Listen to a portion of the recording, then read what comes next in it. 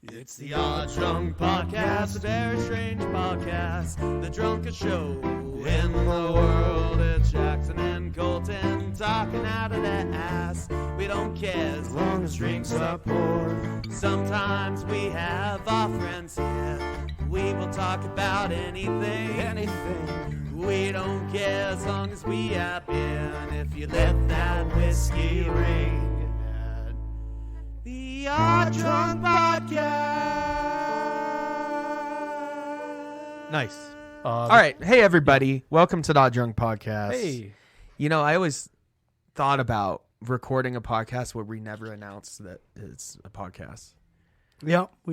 Which we kind of did. We could could do I could have kept it going where we just record. I will just hit record. I'm probably going to mess with some of the stuff we just recorded and see if any of it's yeah, you could like put it stuff in later. You can make it like where it doesn't make any sense with the continuity of anything. Yeah. Like you could one moment we're talking about gaming emulation, the next we're talking about We're gonna do an episode one day where I'm just gonna go through the audio file and choose random spots to cut it, and I'm gonna shuffle it all, and I'm gonna post that. a shuffled podcast. It's gonna be very confusing. Ooh, that could be our third podcast where we just take from this one, shuffle everything up. And it's just complete nonsense. Yeah.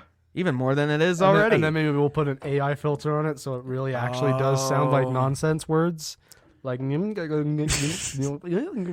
stop using the AI filter. or like we're not using that yet. Simlish. Yes. That's good stuff. I still my favorite fact about The Sims is that I think it was Taylor Swift recorded a version of one of her songs in Simlish for The Sims. Really? I think it was. I might be confusing it with a different pop star, but they did that for one of the Sims games. I don't know which one it was, but that sounds about right. But that's great. I love that. I hate The Sims. But I also like. I played The Sims 1 and 2. I played all the main Sims games. They're fun. I'm one of those malicious god type of players. Oh, me too. But it's a lot of fun. At the same time, I despise Maxis and EA. Have you seen like the price tag for all the DLC for The Sims 4? It's like $800. Yeah, it's fucked. Fucking insane. My girlfriend was playing The Sims 4 and like she was having fun with it, but she was like taking her character out on dates and doing all that kind of stuff. You know, I mean, what you do in Sims. You got to do some of that stuff. And I was like, "Have you put him in a pool with no ladder yet?" Yeah. No, you got to do some of the actual life Sims stuff.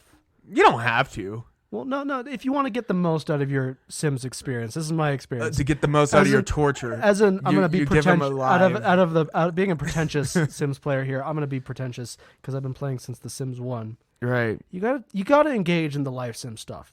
The fun. You got to give them a sense of. The fun is not just trapping them in a room with an oven and seeing how long it takes them to light themselves on fire. It's building up their lives and it's then building up their lives, getting them a job so that they can then afford to build the room that you then trap them in and see how long it takes till they burn themselves. And then you put them in a catastrophic life situation. Yeah. You. Yep. That fits you. Yeah. Anyways, yeah, we're here. This is going to be a loose episode, one of the loosest we've had in a long time, actually. Way too loose. We were going to somebody do a different procrastinated on their homework, their podcast homework. I didn't only procrastinate. I was going to do it yesterday. That's what they all say. And then I'm not joking. Like, you texted me, said, "Are you going to be ready for the episode?" And I said, like, "Yeah, maybe I'm going to do I'm going to do that today." And then not even 10 minutes after I put my phone down, I passed out. That happens. I definitely understand. And I woke up with like half an hour before I had to be at work. We were going to talk about comic books again. We have our little series. We've only done 2 of them. I want to get another one out. Yeah. Hopefully next week. Come on. But man, I read some good ones. I read some classics, Steve Ditko and John Romita. I probably could have half-assed it. Yeah, but we don't want to do that with comics. We want to give them respect. I could have one of the comic runs I was going to do, or am going to do. I've read before, but it's been a long time, so I could have just skimmed through it. I definitely want to give it respect because I don't want to do that. One of the comics I picked is one of most classic Spider-Man comics, early in the Spider-Man, original Amazing Spider-Man run in the 60s with John Romita Sr. Rest in peace. He just passed away. Yeah, I heard about legendary that, artist. He was so important to the comic book world. I love his designs of Spider-Man, some of my favorite, along with Steve Ditko's. Yeah, I kind of go back and forth on which ones I like more, though. I mean, they're both the classics. They're the classics, but I watched I read the classic Spider-Man No More issue. Oh yeah, which inspired Spider-Man 2. Like, there's so many beats in that comic that's straight up in Spider-Man 2. Yeah, where the guy finds a suit and tries and sells it to Jameson, but it's the 60s, so he can't threaten to sell it on eBay. He would just sell it to another guy out on the street or something. But Jameson's like exactly the same as he always has been. And like reading that comic and seeing Jameson in the comic form, I'm like, yeah, I see exactly why J.K. Simmons is Jameson. I do want to. I want to ask you about a Spider-Man thing. Yeah, because I've been watching a lot of YouTube videos about Spider-Man. We've covered a lot of Spider-Man recently. Yeah, we're just very into Spider-Man right now. We have every Spider-Man movie up until what have we released? We have Tobey and Andrew Garfield movies out, and we're in the process of the Tom Holland ones. Yeah. And we also have some other Spider-Man adjacent episodes, like Cross Spider-Verse review, all that stuff. But tell me about it. Spider-Man. What's that? One More Day? Is that what it's called? Ooh, that's a controversial one. It's a controversial one. I don't know if I've heard your opinion on that. On what it was their hard reset again. Because as from the perspective of someone where like, because they could never give Spider-Man a good life. We're young enough. Well, okay, that was recent. Yeah, I mean that was like 10, 15 years ago when they did that. Yeah. And especially recent, I haven't been reading current Spider-Man issues. I've been way behind on comics. I'm going back to the old school stuff anyways. Mm-hmm. But they just won't let Spider-Man have any good fortune now. Like, it's even worse than ever. Like, they're like, hey, Spider-Man, you and Mary Jane back together? Boom, she's dead. Yeah. They're doing that kind of thing. Well, oh, hey, Spider-Man, you were a billionaire, had Parker Industries. You went bankrupt or whatever. Yeah, they just can't. They can't leave it alone. Spider-Man. So, it came up as an interesting thing of. One More Day. I just wanted to ask you about it because the hard reset with Mephisto. Yeah, because on one hand, it totally just like undid everything that Ame's all the killed in fans Civil War cared about, and then, but on the other hand, there have been some really good Spider-Man story arcs since then that would not have happened if not for a hard reset. Well, every once in a while they just give Spider-Man a hard reset. I mean, for the longest time, like in the 80s, he was married to Mary Jane, doing good. Yeah. Like for a long time. For like 20 years. Then you had the Clone Saga. Things got weird. Where he had an identity crisis and thought he was the clone and Ben Reilly was the real one. And Ben Reilly was the real one in the comics for a while. And then everyone hated that. And Marvel was like, sorry. Ben Reilly's cool. I like Ben Reilly. But yeah, One More Day makes deal with Mephisto. Like Doctor Strange can't even do it for whatever reason. I think he just didn't care. But he makes a deal with Mephisto. Yeah. In fact, if the MCU was even closer in line with the comics, it would have been Mephisto in No Way Home. Well, yeah, it kind of made me realize because I didn't make this connection. Really, No Way Home is kind of similar to One More Day. How you get this hard reset. I didn't make this connection when it came out, but like I kind of realized that recently is No Way Home is kind of it's the hard reset. It's a loose adaptation of One More Day. Well, it definitely takes ideas from takes ideas from it. But why does No Way Home work? I mean, I think it's because in No Way Home, we talked about this a lot. It's not Mary Jane who is the one that's like, no, Peter, you should do this. It's Peter making the sacrifice himself. So to save everyone else. In the comics, he makes sacrifices to save Aunt May, but it's a hard reset. But he's convinced. Him and MJ were never married. He actually convinces himself not to, and it's Mary Jane that convinces him to do it. Yeah. She's like, if fate decides it, we'll get back together. That's something a lot of Spider-Man fans don't like as well. It doesn't just do Peter dirty; it does MJ dirty as well. Yeah, but in Spider-Man No More, you get the classic scene of him throwing a suit in the garbage, and it's like Spider-Man 2 is like, oh, I'm happy-go-lucky now. I don't have to worry about fighting crime. But behind the scenes, Kingpin is scheming, of course, and he's like, I'm gonna be the big mobster now again, without Spider-Man. And he has a laser cane. Nice. Just because. Why not? Because he does. Why not? But you get Kingpin, he can do what he wants. You get all the bits. And this one, though, it's not quite as depressing as Spider-Man 2 the movie, but it gets there where he realizes, okay, first he's like, I'm not there for my friends and family. I'm not there for Aunt May since I've been Spider-Man and everything, because she had a heart attack scare and he wasn't there. But then when he stops being Spider-Man, he just realizes most people don't need him as Peter Parker, that he can't do anything as Peter Parker, as a poor, struggling student. I mean, it's the only benefit he gets, really. And man, Spider-Man was a baller in the 60s. He was like on and off of Gwen Stacy and Mary Jane at the same time. Yeah. Like he would hang out with Gwen Stacy, go on a date with her, then hang out with MJ. And I'm like, damn, dog. He was totally cheating on them. He was a baller in the same 60s. Time. Like, and he was like, this is rad. I don't.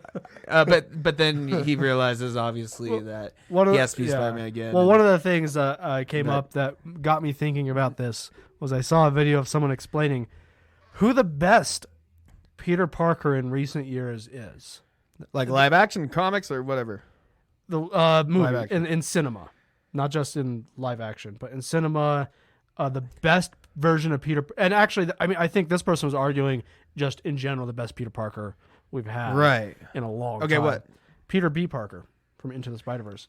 And, Jake Johnson. And they basically argued that because Peter B. Parker is the Spider-Man if One More Day never happened. Yeah, pretty much. Aunt May's dead. He got married to MJ. He's not with MJ anymore, but it's not because of weird devil stuff. It's because they had a falling out for a real life thing that people actually have a falling out for. And then he has a character arc to get her back and to prove himself to her again. Like, yeah, but the Marvel fans gonna have Aunt May dying, so they reset. In hindsight, I don't think it's the worst thing ever that they. But they should have killed Aunt May and then brought her back as like a Winter Soldier type thing. You know, that would have been cool.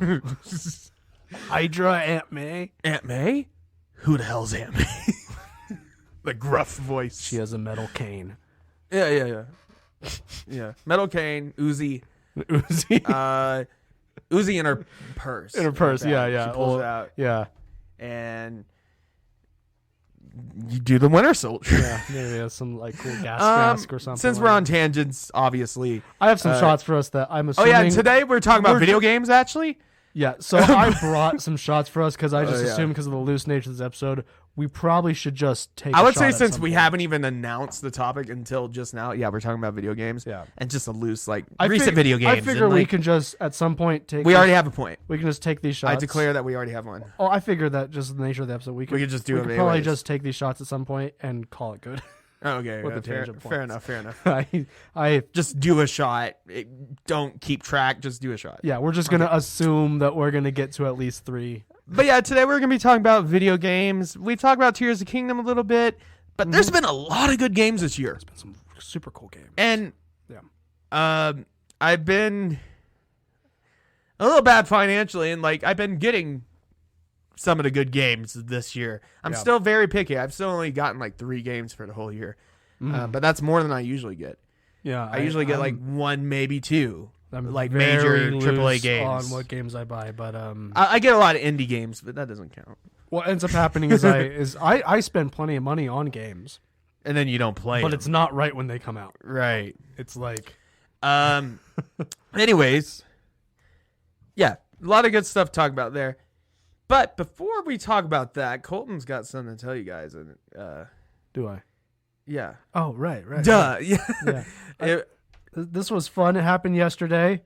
I work at a liquor store, and should have got pictured though. Guy comes in, and he says, "Hey," he looks at me and he says, "Hey, we placed a pickup order online," and I'm looking at this guy. I'm like, "This guy looks familiar."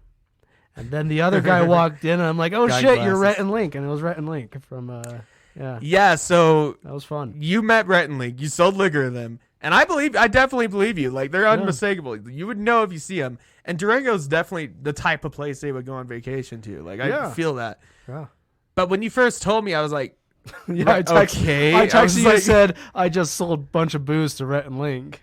Yeah, because they came in and they bought a few bottles of liquor and they bought a couple packs of beer. So you said they got Bullet, and what else they get? It was like Bullet, both the rye and the bourbon. I think there was some Aperol. Damn. I think there was some Hendrix. Just liquor, no beer or anything? And then they bought like 2 12-packs of beer. I think something from Ska Brewing, and I don't remember what the other thing was. Nice. Local. Keeping it local. Yeah, well, they asked about beer, and my coworker's like, we got some local stuff, and recommended Ska, and they bought it. Nice. Yeah. That's sick. Yeah, there was like the moment where Link walked in first, and my brain was like ticking, like, this guy looks familiar. This guy in glasses and funny hair. Yeah, funny hair and yeah, just generally funny looking. And then you have guy. Rhett walk in, and then Rhett walked in behind big him old like lumberjack a second later, and because they didn't walk in at the same time. And you said they were quite tall. Yeah, I always knew Rhett was tall, but I never realized Link was. Yeah, he's taller than me. Wow. Yeah. Crazy. He's probably, yeah. They're I knew they were tall, but I didn't realize. I assumed that you see him in person. I assumed Link was like normal height, like our height. Yeah, maybe.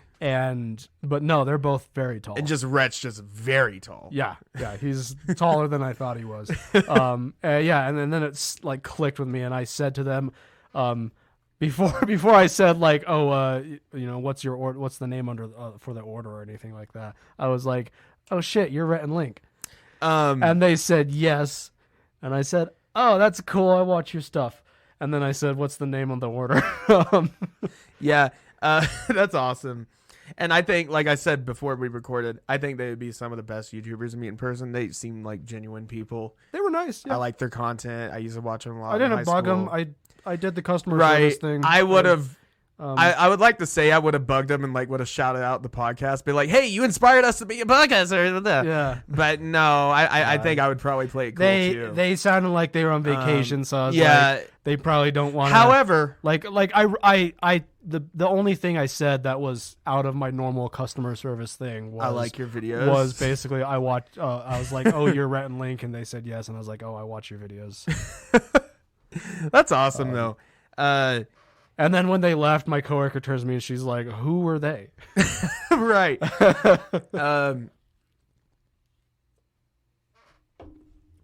Yeah, that's awesome with Rhett and Link. But after the fact, I am gonna hold them accountable. Yeah. Yeah.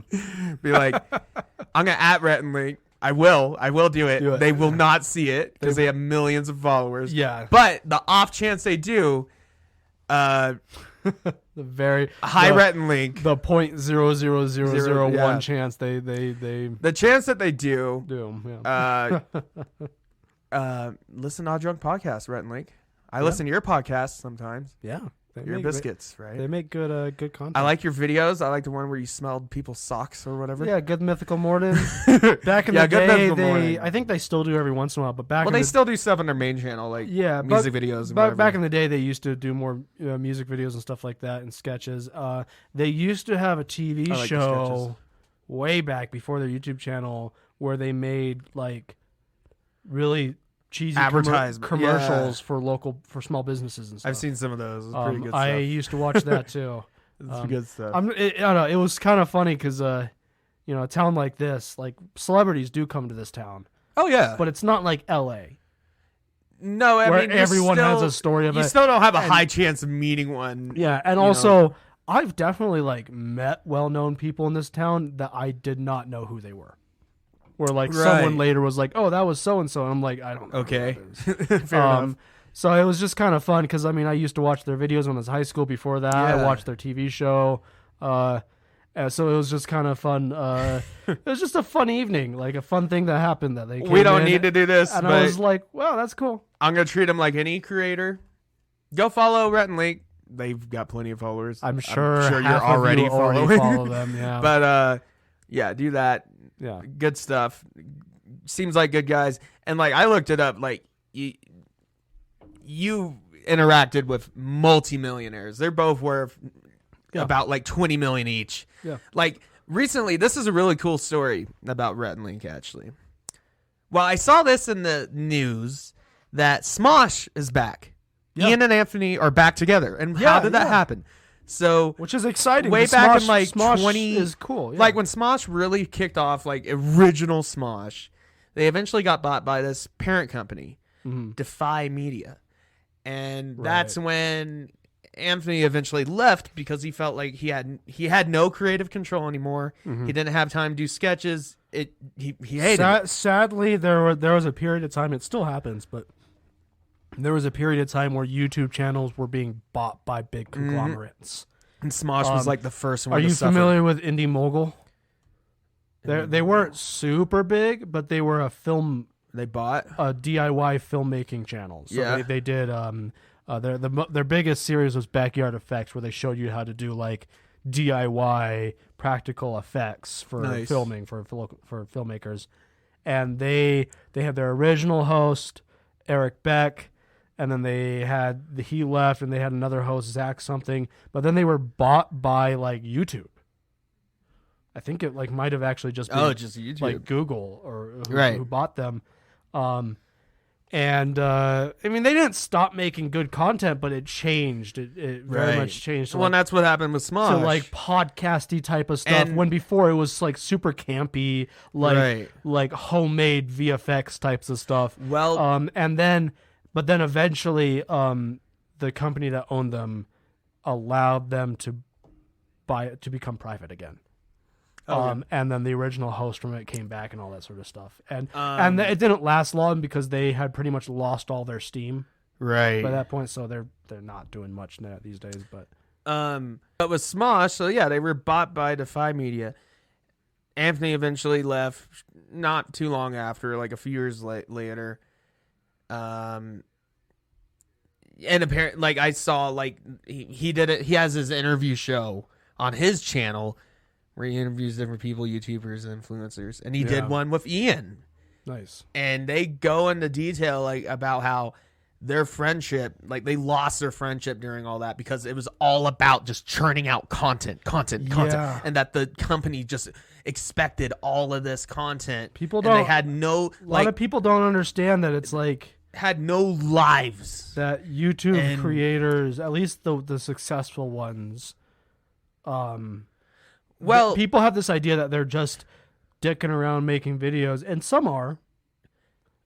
Even if you're just dicking around making videos, and that's still a lot of editing. It's still work. I mean, we're dicking around making podcasts, but it can be work sometimes. Exactly. And yes, but when you have a company telling you, there are of course YouTube channels that just get like they just strike gold. They get lucky and they get a lot of views and they become successful and they just keep doing what they're doing. But a lot of them turn it into a business. Yeah, and that's what Smosh did. And but what was so fucked up is that the company didn't actually like outright buy them. They sold them stocks in the company, and they're like, "You keep doing content, it's gonna pay off," kind of thing. So they were still, I mean, they had like quote unquote unlimited funding from the company to do all the videos they wanted. And they even Anthony admitted we had way higher quality, better videos for a time, but then it just became so repetitive. So like he hated doing just pumping out. Anyways, so they had a falling out. Ian kept Smosh alive. He was like the leader of Smosh at this point. Yeah. With all the extra people and cast and their different channels. And then Defy Media went out of business. And guess what? They didn't have like a conversation, a meeting or anything. They sent him an email and were like, we went out of business. Good luck. Yeah. And apparently Ian said they threw a huge rager at their office. They were just like, fuck it. Well, getting back to Rhett and Link. Yeah. Then they come and save the day. They bought Smosh. Because the business goes out and Smosh is like, yeah, they throw a huge rager. What are we doing? We're free of this company. We have no money. Do we exist or what are we? Yeah, like. And then Rhett and Link came in and bought Smosh. Like their first big accusation, like for their mythical company or whatever they call it. This is when after this is when Smosh probably the videos I see go around most on Facebook and stuff like that are the try not to laugh challenges and stuff like that. Yeah, it was a lot of unscripted stuff. And they stopped doing a lot of sketches. Rhett and Link show up on those a lot and stuff. Yeah, and that's the good stuff. Those are good sketches. Well, then anyways, good bits. Anthony and Ian, they actually started hanging out again after like not speaking for years. Mm-hmm. And then Ian was like, what if we bought Smosh? Yeah. And Anthony was like, I've been thinking about that forever. Like, and they bought Smosh from Rhett and Link. Yeah. And it's really cool. Like on their Instagram, they were like, hey, we're still going to support them. I think they still own their other channels. Yeah. Like Smosh Games and stuff like that. But because Smosh itself strikes me as Rhett and Link. They're businessmen, but they're not dicks about it. Well, I heard like they were so happy when Rhett and Link bought them because they just let them do anything they wanted creatively. Yeah. Like they're businessmen, but they're not dicks. They're not like a conglomerate, like trying to like they're control everything, content and pump creators. out shit. You know? That's their prerogative. Making comedy. That's the ideal situation with any YouTube content or online content is creators owning stuff. Whether it's creators of a massive channel owning another channel or whatever, but not a business conglomerate that doesn't care. That's just corporate. That just wants numbers. Yeah. But anyways, they bought Smosh back. Now Anthony and own their own fucking brand again. That's awesome. And they're gonna be bringing classic Smosh back. Nice. And when they first started apparently they first started working on like sketches before they bought it back. They're like, do we have magic anymore? Will it work? Will it be cringy? I'm gonna make you feel old now. Is it weird that like Smosh is like almost 20 years old? Yeah, I was gonna say, is it weird that like so I have a little sister who's 11 years younger than me? Yeah. Is it weird that like I bet she probably doesn't know who Smosh are? I mean, they were the first big YouTubers ever. Yeah. They started right when YouTube started. Yeah. Like there's YouTube channels from back in the day. And they've even said if they didn't start when they started. We should do an episode on that. Like YouTube channels from like back. The old school ones. Days. Classic YouTube. A lot of gaming stuff that's not what's the Well, even before Let's Plays, it was like Smosh. Like guys doing sketch comedy. Yeah. Just fucking around. What's those Minecraft guys? And then Yogscast? Yogscast, you have they're still around, but they barely get 30,000 views a video. Really? Yeah, a lot of those other ones have died. Yeah, it's kind of interesting to think about. The Let's Players how it's changed. Like Markiplier and PewDiePie kind of put a lot of them out of business. There's a few that are still doing well. Ant Venom. Oh yeah, is still doing his thing. Scott, wait, not Minecart or no. I don't watch Minecraft YouTubers now. I know Dream took over and he was controversial for whatever reasons. He cheated allegedly on some speed runs and stuff like that. Yeah, I don't care. I don't care either. Everyone cheats on speed runs. I don't watch his videos. Have you seen the speed running? Nor do I care about speed running. Have you seen the guy that claimed to speed run and beat the record for and beat the record for playing Super Mario 64 blind? And he wasn't blind. He could see the whole time. That's funny. I mean, that's not because funny. Like it was so obvious. It's not funny, but it is funny. There were so many parts where it was so obvious that he wasn't doing like the audio tricks that the blind speedrunners do. Which, by the way, that's such an insane premise to speedrun any game. As someone who is not blind, I cannot comprehend just playing a game how blind people play video games. I remember, they do, and it's wild to me. I played this one game. It's amazing. It's amazing. It's a feat. It's a feat of human. One of my favorite Flash games, Blind Samurai. Yeah, just a black screen. You just literally it's a black screen. And you just listen for the sounds, and then you time your strikes. Pretty good. You time your strikes like you hear a guy coming up to you, you strike, and nothing happens on screen. It's just sounds. Yeah. No. Another one that comes to mind of older channels, Rooster Teeth. Mm-hmm. They're big like business. They're still doing well, but their vastly content different. Yeah, it's than like when we were like in high school. Yeah, remember when it was just red versus blue? Red versus blue. They did their Minecraft. You know that's on Netflix, I think, maybe. Still. It is, yeah. I watched it. I like binge watch red versus blue. Honestly, it's good shit. It's good stuff. I mean, it takes a few episodes to get used to it. Yeah. Because of it's a video game and all that. Well, it's so like dated humor, but it just works. But it's kind of it's actually pretty good. It's good. Like the storylines. It's like, but they're one that like between when we were watching them when we were in high school and stuff. Those machinimas. Versus now they're a media company. Yeah, that's all they are. And they still that's not all they are, but they still do their podcast, which is fun. I listen to it every once in a while. Nice, not on a regular basis, but they're fun. All the classic guys are there. But anyways, that's enough of that. Damn, this is what are we drinking? Wow, this is a tangent episode. This is maybe you like it. I don't know. Hey, I don't know what you guys That's like. not a bad thing though. Like I said, this is exactly. If you want just a shorter version of this though, listen to Morning Oddities. Perfect plug there. Yeah, that's good. Yeah. If you just want Morning Oddities, it's currently on Spotify. Only. I'm working on it. It's a different platform we're using to publish it, but it's it's free. It's free to publish it. They make it harder to get it onto other platforms, but you can. We're working on that. We're gonna work on that. This is exactly, Jackson, why I brought these shots, because I just assumed that this was gonna happen. It is happening. Let's do the segment. Let's do the thing. Okay, what are you drinking, Colton? Oh, I'm drinking PBR. I actually am, but he actually is. He's not but joking. The cool thing I brought. He is drinking PBR. I brought some wine. This was from a liquor. You think Rhett and Link ever still drink like something like PBR? I feel like Rhett would. I bet if you gave them a PBR, they would drink it. And I bet they're sometimes in I bet they are in situations sometimes where someone gives them a PBR and they drink it. Right. But do they buy PBR? That's the question. I don't know. Let us know. Rhett and Link. And by the way, you're not just Rhett or Link. You're Rhett and Link always. Oh, yeah. I said you're Rhett and Link to Link. I led it with Rhett and Link.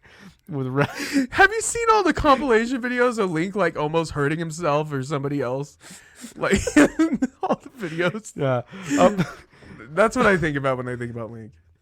Yeah. Well, and Zelda, but then I think about Link and Neil. Or Link Neil might be like 3-4 down the line, but yeah. He's definitely one of the ones. So I've got a wine here I got from a liquor rep. It's May I try? Yes, you have a glass there. Oh, that's mine. That's yours. Yes. It smells. This is. Forgive me for my pronunciation because it is French. It smells like old grapes. Chateau. Wow. I actually. I didn't know you learned to speak French before this episode. I actually don't know how to pronounce. That's. Let me try. Let me give it my college try. Yeah, give it an actual try there.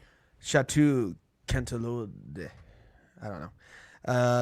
Looks good. 2021. It's a white wine. It's a mix between a Sauvignon Blanc and another type of grape, which I don't remember what it was because they told me, but I forgot. Wine. Product of France. Yeah, so it is a French wine. It's not one of those wines that's faking. There were a few that I could have brought with me home with me tonight, and I thought, okay, it's too hot right now for a red wine. It's never too hot for a red. But it can be cold for a white. Yeah, and I don't know what I'm talking about. And the guy said that the other white wine that I could have taken was a sweeter one, and I didn't want a sweeter one. But this one I do think is sweeter than I expected it to be. But it's not too sweet. I think it's nice. It has notes of. How about this? We'll just post a picture of this bottle. Okay. So that we don't have to try to pronounce it right. Oh, we'll let the bottle speak for itself. Bottle speak for itself. Yeah. And then stop speaking. We also bottle. got some Proclamation speak. Irish whiskey. I've got which we've had before. We've had this in a long time. It's been a minute. Yeah. It's been a fat minute. But Dry Dock Brewing. I want to say we haven't had Dry Dock since like season 1. Apricot, however you pronounce it, blonde. Good stuff. My grandpa would hate me right now. He would think he has a Vietnam War story about apricots. I'm not gonna get into it, but it's a Vietnam War story. Let's just leave it there. No, I'm serious. I'm serious. Just use your imagination. Anyways, use imagination. Imagine CCR playing helicopters. Isn't it similar to the Peaches Apricots. story in Band of Brothers? I think so. Yeah, It's a similar type of thing. it's a similar. Thing. Anyways, great beer. it is a good beer. I was for the really first good summer beer. 30 minutes of this episode. I was drinking one of those. I don't think we've had Dry Dock since like season 1. I think it is a season 1. Like that's what season are we in? 4. No, we're not. Yeah, we are. Shut up. This is season 4. What's different about it? I guess we care less. I don't know. We don't know. This has. I will say this season has had a weird energy compared to other ones. We take. It's been a really weird one. We take a break in every January, and then we start a new season. That's how I've been numbering them. No, yeah, that's how it works. That's how it has been working. I just didn't realize this is season 4. At 4. Wow. This is, by the way, as of June. We didn't say this last episode. As of June, 3 years. 3-year anniversary. We've been doing this podcast. Cheers. Cheers. Cheers to that. That's 3 years longer than I've done a lot of other things. Yeah, most things. I don't stick to the stuff for more than 3 years. The only other things I've stuck to for more than 3 years is college and my girlfriend. College, girlfriend, podcast. I guess high school, but you don't have a choice in that. No choice in that. That's not a choice. That's the illusion of a choice. Hell. There's on average. I mean, I guess you could be a high since school I left dropout. my parents' house at 19. I have not lived in a place for more than 3 years. Same. We've been doing this podcast since before I lived in this apartment. That's true. Yeah. Wow. Anyways, let's get into this, Colton. Yeah, we've got some stuff video to games. talk Video about. games are good. Listen to Tenacious D video game song. It's really good stuff. Check out Jablinski Games. He doesn't do his stuff on there anymore, but go back. Well, to some he's of like his, touring. yeah, so, he's understandably a little busy. Yeah, but go watch that shit. It's but yeah, fun. Jablinski Games It's is Red very Dead fun. Redemption playthroughs. That's good stuff. Anyways, so we're gonna be talking about a lot of different things with video games, but mostly recent ones we've been playing. Video games coming up in the news and the releasing soon. And man, I got some stuff to talk about. Also, yeah, just video games in general. Okay? Because we love talking video games. We love playing video games. It's been a magnificent year, actually. It's kind of Actually, like the main thing I do outside of this podcast. This and playing year music has been a great year for video games, and also the worst year for video games at the same time. I don't know what you mean by that, but you've had games like Redfall and Gollum come out. Oh, true. It's been some. You've had like absolutely peak 9 out of 10 games. And then you have Lord of the Rings Gollum and Redfall. I don't know which one I would hate playing more. Redfall, just a broken, boring looter shooter. Yeah. Probably Gollum, because it literally is like an anti-game.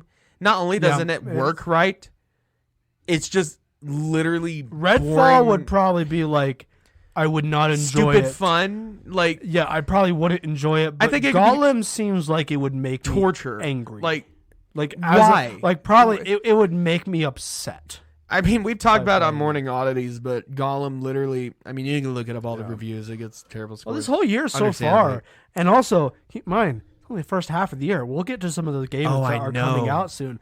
But there's been multiple times this year where a game has come out and we've been like, damn, game of the year. Yeah. I'm already on my third one. And then another game comes out and you text me and go, Game of the year, I swear. Well, a Game of the Year contender. Contender, yeah. I did say that. That's a good year. Last year, we only had a few of those. Yeah, last year. Throughout the whole year. What, Elden Ring? Elden Ring was the big one. Was that last year? That was last year. I hope I'm not going Beginning crazy. of last year. That was the big one, and like February one of last year, I think. The most notable ones. That's the one that pretty much was, though. Well, yeah, it won Game of the Year. It was Game of the Year. Yeah. Literally. Yeah. God of War Ragnarok. Yeah, right. That's another one. Yeah. Remakes. We've had good remakes this year. Let's talk about remakes. Have you played any of the remakes? The last remake I played was the Spyro Reignited trilogy. How was it? Good, very good. I actually re-downloaded it. I heard people complain that it played too much like an old platformer. But that's the fucking point, though. Yeah. It was. They're like the gameplay feels old. It wasn't trying to reinvent Spyro. It's just got a fancy coat It was of paint. just a fancy coat of paint. It was Spyro with modern graphics, but still very stylish and cartoony, which I loved. No, yeah, it looks good. The Crash modern trilogy. Yeah, same idea. Stuff. Modern graphics and some quality of life improvements. But other than that, they didn't change the gameplay. And that's what a remake should be. Yeah. I mean, I understand some remakes. I know the new Resident Evil ones. I've not played any of those remakes. Made necessary changes. They make changes, but it feels right. They feel right. It feels good. Spyro didn't have to make changes. It's a platformer. Exactly. Well, like when they made the SpongeBob Rehydrated remake, right? People were like, IGN gave it like a poor score. They were like, we thought they would do more with this. It feels too old. Every time people say that, it reminds me of Never trust IGN. the Thing, the not the original movie, but the prequel. The prequel, or is it a prequel? It's a prequel. That is bad, to put it lightly. It could have been better. If and they there's went with the practical effects. Well, there's footage out there of practical animatronics that they use. And they're like, no, that feels too 80s. Yeah, that's exactly. Apparently, that's exactly what happened. Is they showed the test footage to the studio, and they said this movie feels like it was made in the 80s. It's like, wow. It's like, what? Isn't that what we're trying to do? A movie that's paying homage to the 80s feels like it was made in the 80s? What? Yeah. It was... yeah. Well, and then... but no, the Spyro... I don't know. We shouldn't spend too long on Spyro because that's like a 3-year-old at least thing. Spyro episode. Good remake. Yeah. Did not come out this year. Came out like 3 or 4 years ago at least. Yeah. At least. I've lost track of time. I had the pleasure. I still haven't finished either of them. I'm bad. Yeah. But I had the pleasure of playing Dead Space Remake, which is great. Which I thought was going to be like one of my Game of the Year contenders. I was like, I know it's a remake, but it's so good. They did it so right. You automatically can't include a remake as Game of the Year, though. Unless there's not anything better than that. Then unless it legitimately is the best Game of the Year. But it can't be a contender unless it actually is the best. Until you get to the end of the year and there's nothing else. But it was a great remake. I love how they shook the levels up a little bit and changed them up a little bit. You can play it in old style. You can play it in Dead Space 2 controller configurations, 360. I'm gonna. You can do stuff like that. I'm gonna drink this whiskey now. But yeah, that was a lot of fun. Very scary, atmospheric. Of course, it's Dead Space. But then Resident Evil 4 remake, and I was like, oh my god, that's how you do a remake. Oh, I've heard. I've not played it, but I've heard wonderful things. I heard the 3 remake kind of took a dip, not in quality, like it looks good, but like just it felt a little bit less connected to the original 3. The 2 remake was really good. 2 remake was great. That was their first remake. Yeah. But Resident Evil 4 remake, yeah. It basically brings back all those feelings where like that's how you imagined it when you were playing it as a kid. And by the way, I'm just sipping this shot. It has all the story beats. I don't think I'm not going to slam it. The gameplay, Leon's faster, enemies are faster. It feels like a arena shooter at certain points. That's for you though. And a lot of fun. Resident Evil 4 remake, definitely a recommend. Nice. I still intend to try, and that's one, because I like Resident Evil 4. I would do 4 because that's when they went more action oriented. Yeah, but they didn't push it too hard with the action stuff. It still was a horror. Yeah, some of the later they just became action games. 7. Yeah, until 7, like the 6, big reboot. Yeah, they went full 80s action. Which sometimes I love 80s action. So one of the things I like about I heard 5 is actually fun because it has like the co-op and whatever. Yeah, it's one of the things I like about Cyberpunk, because I mentioned earlier, I've been playing it again, is that if you play it right, by the way, it's a lot better now. In 2023. Yeah, it's a lot better. Nice. It runs better it runs better on the Steam Deck than it did on my Xbox One. Really? Yeah. And that makes sense. They made improvements. Steam Deck's basically a PC. This summer they just announced the Phantom Liberty DLC. Idris Elba is going to be a main character in it. So now we've got a game that has Keanu Reeves and Idris Elba. Nice. And Keanu Reeves is coming back for the DLC. Nice. So that's going to be cool. I don't know for sure I'm going to buy it yet, but I might. It's only $30. Apparently, I mean, CD Projekt Red is known for doing massive DLCs. Right. So, but they're also doing a 1.7 update, which is going to add, like, it's going to change how police work. It's doesn't it have... It's going to change... It's going to make it so, like, what I heard is that so clothing doesn't affect quite as much how your health and your armor and stuff like that. It's the cybernetic upgrades. That makes sense. That affect that more. I heard it has... Now, you have to have a hell of a CPU to run this. But I heard it has AI upscaling, like, where it looks phenomenal. Like, yeah, they did implement on PC only. Obviously a graphics setting that's basically you have to have a $10,000 PC to run it. But I've seen videos of it and it looks fucking amazing. Yeah. Like that's what the next. Well, I've been playing on the Steam Deck and it's great. And one thing I love about it, I don't want to spend too much time on Cyberpunk, is that you can really play into the cheesy 80s action hero. That's fun. My character has a Cobra Kai style fucking bandana on, and it's awesome. I love it. Nice. Yeah, nice. And they implemented a thing a while back where you can have outfits. So it's a transmog thing. Okay. So like you don't have your outfit over your gear. Yeah, basically, which is cool because then you can just play into your cheesy 80s Cobra Kai fantasy. You don't have to wear a bunch of stupid gear. Yeah.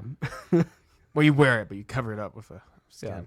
Yeah. But some of the Resident Evil games, they went full into like cheesy 80s action hero stuff, but like not in a cool way. Right, yeah. Like just in the cheesy way. Actual bad type of B-movie way. But Resident Evil 4 wasn't quite there. It didn't push it to that. No, it's a perfect balance. It was. Well, it's one of the best in the series. Some argue it is the best, which I won't fight you against that. I'm not. I mean, I've played a few of them. I'm not enough of a Resident Evil guy to be able to really weigh in on that. I mean, I'll tell you, Resident Evil Village is one of my favorite games of all time. Just that whole playthrough of that story. I've heard that is one of the best ones in a long time. Really good stuff. Yeah. I got to play with the third-person mode now. I mean, I heard it one-upped Resident Evil 7, which people were praising. And it does go more action, and it is very Resident Evil 4. Yeah. Like, it pays so many different tributes to that game. And then they gave us the Resident Evil 4 remake, and yeah, it's a lot of fun. It's smooth. The gunplay's tight. Yeah. Everything's just tight. Nice. It's good stuff. And it looks good, obviously. I mean, the re-engine... Yeah. I mean, I've not played it yet, but I've seen the footage and it looks fucking phenomenal. Yeah. And then, obviously, let's get into one of the big ones of the year, Game of the Year contender, number one. Bigums. This is the first Game of the Year contender, I would, 100% say. Yeah. Tears of the Kingdom. Yeah. Zelda. Yeah. Let's talk about it a little bit. Again. It might be my favorite Zelda game. I've not even beat it yet, and me neither. I barely. And I'm saying Ocarina of Time and Link to the Past. I know a lot of people like Majora's Mask. Mm-hmm. It's good, but come on. But it might be my favorite. I mean, I texted you today because I was earlier today. I was on Reddit and I was looking, and I still follow the Breath of the Wild Reddit page. And these Reddit pages, credit to them, have made specific rules. If it's a Breath of the Wild page, do not post Tears of the Kingdom stuff. Do not. And vice versa. Do not post Breath of the Wild shit on Tears of the Kingdom page. That's funny. And I was watching the Breath of the Wild gameplay, and people were doing the glitches, like wind bombing and stuff like that. Right. And it's all the shit that like used to like amaze me with like, I don't know if I've said this before to you, that like Breath of the Wild turned into Dragon Ball Z. With some of the players and how good they are at it. Just the shit that Tears of the Kingdom lets regular players do. Tears of the Kingdom's Dragon Ball Z with mechs. Yeah, the shit that Tears of the Kingdom lets regular players who don't have the patience to learn glitches do. Oh yeah, just the normal mechanics of the game. Makes the glitches in Breath of the Wild look tame. Right. Well, Zelda's anime now. Yeah. Get over it. Get over it. Zelda's anime. It's fucking wild, and I don't know, when Tears of the Kingdom was announced and they showed all this footage of the Ultra Hand and stuff like that. Right. I was weary of it because I was like, it looks cool, but how much is this going to feel tedious? How much are you going to be required to do it? Right. And the fact that, first of all, you're almost never required to do it except for in shrines. You're never required to do it. Encourages it. It encourages it, but you're not required to do it. And also, it's not tedious. It's fun as hell. You could play it like Breath of the Wild if you want. It's like Minecraft but Zelda, and shit. Like, it's fucking awesome. Well, I got my hover bike. It goes a little to the left, but it works pretty good. I have a good. I built the hover bike good. Oh yeah. It doesn't go to the left. Oh. It goes straight. Nice. Yeah. But the hover bike. I mean, I didn't feel like fucking around that long. I was like, I just want the hover bike. I've barely scratched the surface on building shit. Oh, me too. But I still love. I have the hover bike. I still love doing it. That's my main transport. Yeah, I still love doing it though. It's fun. It's fun. My next plan is to make like something ridiculous. We've talked about Tears of the Kingdom a lot on Morning Oddities. So I don't think we should dwell on it more here. But yeah, amazing. It carries on the art style. You have the whole Hyrule map from the previous game. You have the Sky Islands. You have the Abyss, or what I forget what they always. I always fucking forget the what they depths. call it. The depths. Yeah. Good stuff. I've been exploring a lot in the depths. The depths are awesome. There's a lot, dude. That's where like the best. Loot. That is where I use the hover bike the most. Yeah. Put a little overworld light root on it or whatever light seed. Great bright. I don't fucking remember. Right. You know what we're talking about. In the overworld, I don't use the bike as much. I use it every once in a while. But I do. I play it like Breath of the Wild a lot. I still like climbing shit and running around like that. Oh yeah, because there's so much shit to discover in the overworld. And if you're just cruising over on your hover bike, you're gonna miss a lot. So I enjoy playing it that way. But in the depths, though, I use the hover bike. Yeah, hover bike, skydiving, a lot of fun stuff. Yeah, great, amazing game. Definitely game of year contender. Mm-hmm. I'm gonna move to the second game of the year contender, although I think it's lesser than Tears of the Kingdom and the other one I'm about to mention, but still very good, especially if you're into this type of game. Diablo 4. Yes. Damn it, Blizzard. All those microtransactions from Diablo Immortal have paid off. You gave us a great sequel to Diablo 3. We touched on this on Morning Oddities. You'll listen to it, but it's been like a week since then at least. At least. So I want to hear what you have to say now. Yeah. I've been in the grind, not too hard. I mean, I'm about level 35. Necromancer, got my skeleton crew. Nice. Good stuff. Go on little dungeon crawls with random players every once in a while. You just run into plenty of random players. That's a lot of fun. That's one of the fun aspects of it, just running into people. Yeah. And fucking around. But yeah, if you're into that isometric action RPG Diablo style, this is the game for you. This is like peak Diablo. It's a little bit more user friendly. Some of the hardcore guys don't like that, of course, because it's a slightly more simplified. Like there's not as much like min-maxing, Yeah. It feels like it's a little bit more catered towards a wider audience, but man, it does it so well. Yeah. The combat's fun. It's an addictive, incredibly addictive gameplay loop. Dungeon crawl, loot, dungeon crawl, boss, dungeon crawl, more loot. Yeah. Overworld loot. Overworld stuff. How is the overworld thing like working in this? Well, it's one continuous open world. Yeah. And it works well. I mean, because plenty of fast travel options. Traditionally, you have like Diablo's been like hub worlds. Yeah. And what's great, it's open world, but then when you get to a town or a dungeon, it has that feel of old Diablo, like the level design and like it's. Then you have big like open plains and jungles. Is there like towns mountains and shit with NPCs? Yeah. Fuck yeah. There's like a shit ton of towns and a shit ton of NPCs. Like a CRPG type of thing? That's cool. Yeah, there's side quests, NPCs. You go to a blacksmith, upgrade your gear, all that stuff. Damn, that's awesome. It's a legit RPG. Like, yeah. Don't let it... Because Diablo in the past has been like great, but it's a roguelike RPG. Well, it still is. It's still Diablo. Yeah. Let's get that out of the way. It's Diablo. Yeah. But it's Diablo like in a big world. There's rarely loading screens. I mean, it depends on your PC. I've only had a few. Like, it's very seamless. You only get like loading screens when you go into dungeon, and even then it's quick. It performs well. It's smooth. It's just a fun, addictive loop. And, you know, you get all your options. I've only stuck with my Necromancer build. I'm doing a bone build.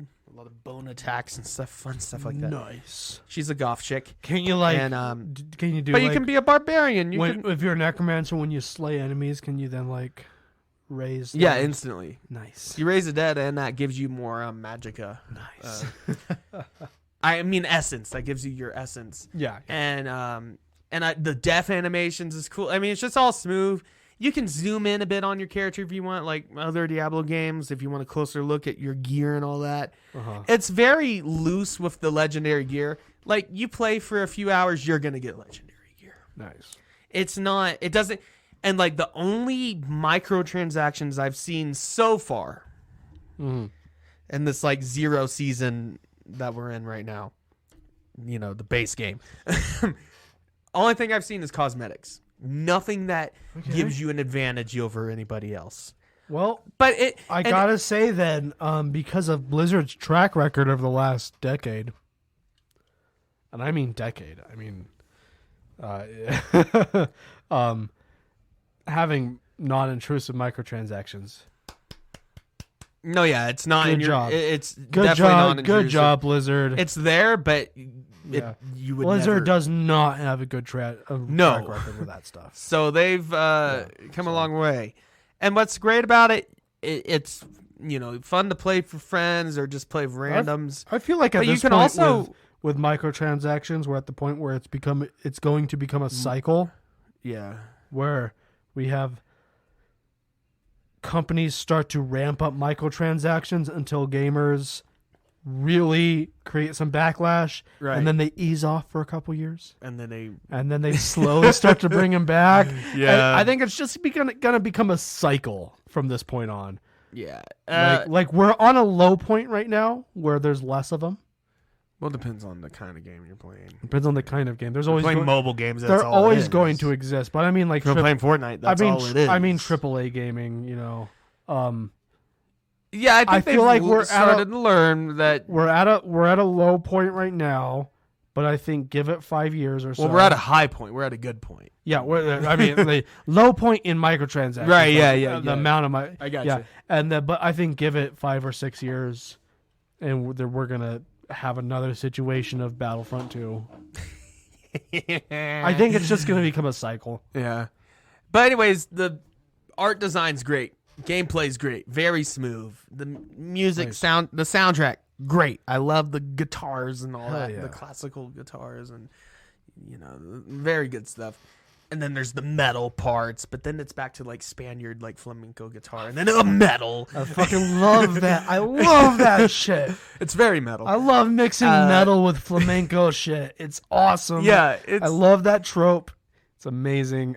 And it feels like always gets me really hyped. It's a vibrant, like real lived-in world. That's cool. That's awesome. And yeah, it's a lot of fun. Yeah, I want to talk about briefly because I know you've been playing it and I've been playing it. and I recently downloaded on the Nintendo Switch because it was $2. Literally the night we were talking about it, I looked on the Nintendo Switch and was like, "Oh shit, it's on sale for $2." Doom 2 was on sale. Doom in general, old Doom in general. I already had Doom 1, Doom 2, but you said to me, they have a bunch of the mods on. Let's use this as our retro gaming segment. Yeah. I just want to talk about this because this is not an exclusive new gaming stuff episode. But it's something you never realized. It's just stuff that we want to talk about that's recent in our lives. Yeah. I had no idea that Doom vast on the Nintendo Switch had the mods and shit on it. Well, slow down there. I had no idea. Slow down there, cowboy. Doom on the Switch and on consoles on mainline platforms has some of the most popular WADs add-ons on them. Yeah, of course. Like but some of the most famous ones. But shit, that was I have never stepped my foot into Doom modding before. It's fun. It's so fun. and at all you're just scratching the surface. And on Steam, I only own Doom 1, and you said, "Hey, get Doom 2." Doom 2 has a bunch of the popular maps and stuff. I was like, and you literally don't have to do anything. So I went on that night. I went on the Nintendo shop and I looked up at. I was like, I wonder how much Doom 2 is. It's $2. Nice. It was it's like normally $5 anyways. Yeah, it's normally like $5 or $6 anyway. But knowing Nintendo, probably $10. Right. On Steam, it's normally $5. Yeah, but it was $2. It was $1.99. Nice. And I was like, well, shit. And you get all these maps. And I've been playing that, and it's fucking awesome. It is awesome. I love it. I know you. I recommend getting on PC though. I have Doom 1 on PC, but I know a lot of the big mods use Doom 2. And let me tell you, on Doom on PC, people have been modding it since it's come out, since the 90s. Like, there's so many WADs. WAD is word for map, basically. Yeah, that's the kind of file. A lot of them are actually PK3 files, but WAD. Yeah. Anyways, so many maps and also gameplay mods. And I have one called Beautiful Doom. It gives it a little bit smoother animations, but you can also have more. You can tweak it where you have it traditional animations, but it just makes it play just the right amount of modern while still keeping it Doom. Nice. And you can play with modern weapon configurations if you want, like loadouts. You can play with just the classic. I play with the classic, just enhanced. Yeah. A lot of fun. And you just throw that on any map, you're going to have a good time, even though it's not compatible with all maps. That's a whole different thing. And yeah, just the amount of maps you can play and gameplay mods. I mean, there's so much to do. And, the big elephant, and like John Romero's new map he made a couple years ago, Sigil, awesome stuff. And that's included with that. Was that the one we were playing the other night? Yeah, the really hard one. Yeah. That was pretty cool, though. And then obviously, there's Brutal Doom, which is a bit controversial, not just because of the gameplay and whatever, because it makes it too modern, it's too much. But the creator, I heard, is actually a scumbag, so I don't really play Brutal Doom, even though it is fun, but it's not... I mess around with like some graphical stuff and whatever, but I was like, I got to my sweet spot where I have my cool, fun gameplay mods and a buttload of fun maps to play. Nice. But it still feels traditional in Doom. And like, there's maps people make that just more Doom. It doesn't like do anything to. It's just like honestly, Doom gameplay wise, Doom got it down so fucking perfect. I mean, you can get free look now. You can look up and down, which some people say, "Ooh, that's not." I mean, I think that's okay. Some maps require it, like straight up require it. And if the map requires it, that's fine. But just base Doom. Other maps hard lock you into Doom 1 and 2 and 64. 64 is a weird one though. It's still pretty good. No, it is good. No, it is good, but it's just weird because it doesn't have like the same like personality. Yeah. Like it's very dark and ambient. Like there's not cool, fun metal MIDI music playing. I prefer Doom 1 and 2. It's spooky. It's Spooky Doom. But then Spooky Doom's Doom not bad, 3 though. went way too Spooky Doom in my opinion. No, yeah. I like it when it's more arcadey, when it feels Doom and when you feel like a badass. That was what the Doom 2016 brought Doom back. and Doom Eternal did so well. Oh, Doom Eternal's still it's so good. arcadey. It's arcadey as hell. I'm about to beat the amazing. Doom Eternal campaign again. Fuck yeah, nice. On not Ultra Nightmare, but Nightmare. I only recently picked up Doom Eternal, and I've been slow getting through it because I get distracted easily by other games. Right. But it's really fucking good, and I love it. It's not for the faint of heart, though. You have to be skilled. Yeah, man. well, that's what I like about it. But it's fast skilled, paced. but it's not bullshit skilled. No, it all makes sense. It's just the game. It's just how it is. But you get to a certain point where you because sometimes I play FPS shooters, like online and stuff like that, and I play with other players who I have no hopes of beating, especially mouse and keyboard I get players. Frustrated because it's like there's nothing I can do. Like it's gonna take hours and hours and hours of trading for me to possibly. No, but Doom Eternal has that decent. Doom Eternal is hard. It has that same energy though for a single player game. It does. If you play on the harder difficulties, but not as frustrating for me because multiplayer games, it's like type of thing where it's like these players, someone else doing it to you. There's no way without dedicating a lot of time to this that I'm ever going to compete. But like with Doom Eternal with the demons, if you get the mechanics, it still takes some time. Really, I mean, you still have to learn. Flamethrower, chainsaw, shoot, melee, shoot, flamethrower, jump around, do your grenade. Because it doesn't feel. It feels like you're learning the mechanics of the game well enough to be able to compete here. Versus some multiplayer shooters, it's like I can learn the mechanics of the game perfectly. That does not mean I'm going to compete with these guys. This whole aspect of like skill-based games, it's less frustrating. I love my casual just sit down play games, like your Spider-Mans. Yeah, like, you know, your even Diablo 4. I would consider it kind of just a sit down, chill, fun game because literally you just need your 1, 2, 3, 4 keys, nice, and your mouse. Hey, that's it, and you can just. I fucking love that. You move with the mouse. You can attack with the mouse, and if you have like your mouse with all the buttons, you could literally just sit there like this with the mouse and like play the entire fucking game. I have 1, 2, 3, 4, 5. I have 5 buttons. You could literally. I have 6 buttons. You can play all of Diablo just with your mouse, dude. That's awesome.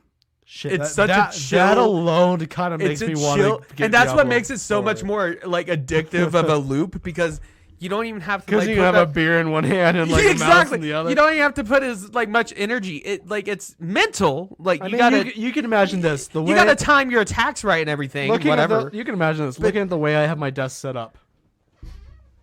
You could literally do that on Diablo 4 with your mouse. Yeah, that's a visual. But even with the mouse and keys, I have an L-shaped desk. Yeah, and I could totally sit back with and that's awesome. That kind of makes me want to buy it. Honestly. Because it's an amazing introduction. Sometimes I just want games like that. It is a game like that. And I do like Diablo. It's a great. I've never gotten really into Diablo. I think this is one you could get into. One, it's got an open world.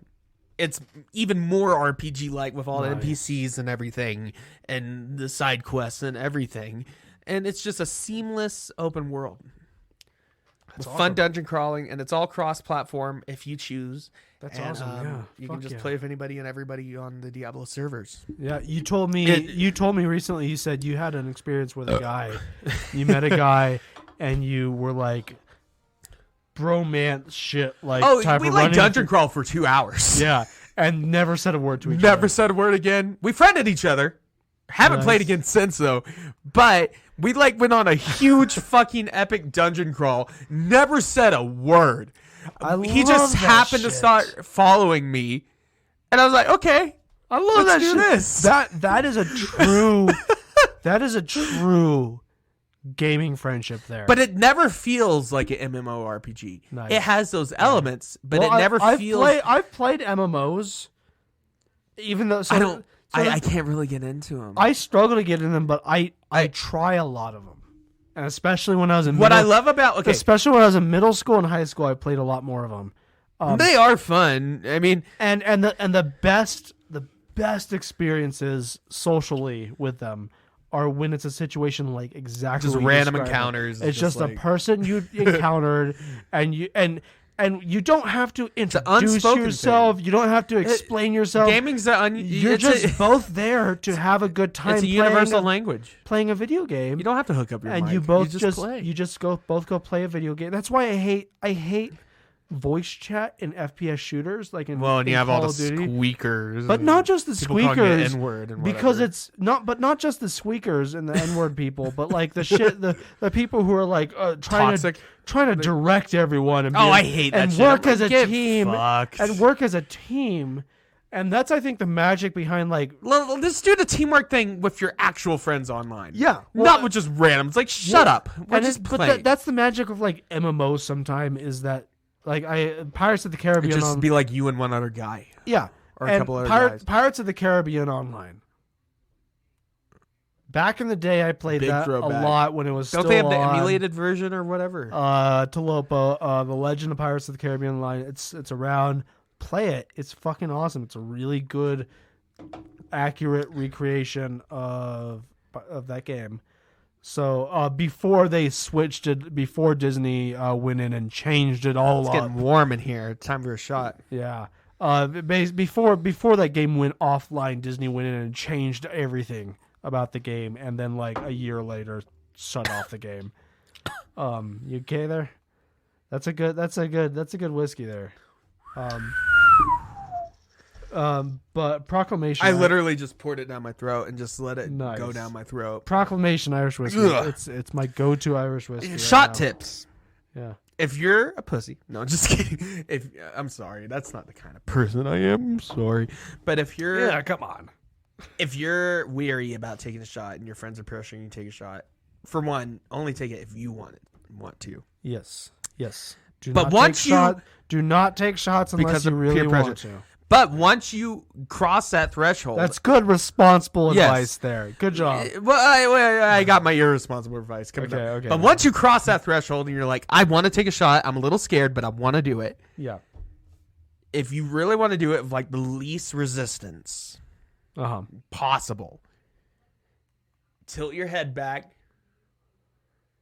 cover nose, down it, just pour it down your throat. Just let it go down your throat. Nice. Don't especially like a liquor that you don't like and your friends want to do, and you're like, okay, I'll do it. Like tequila for me, like you cover your nose so you're not smelling it as much. I don't like tequila. You just let it enter you. I discovered recently from you working, don't taste it.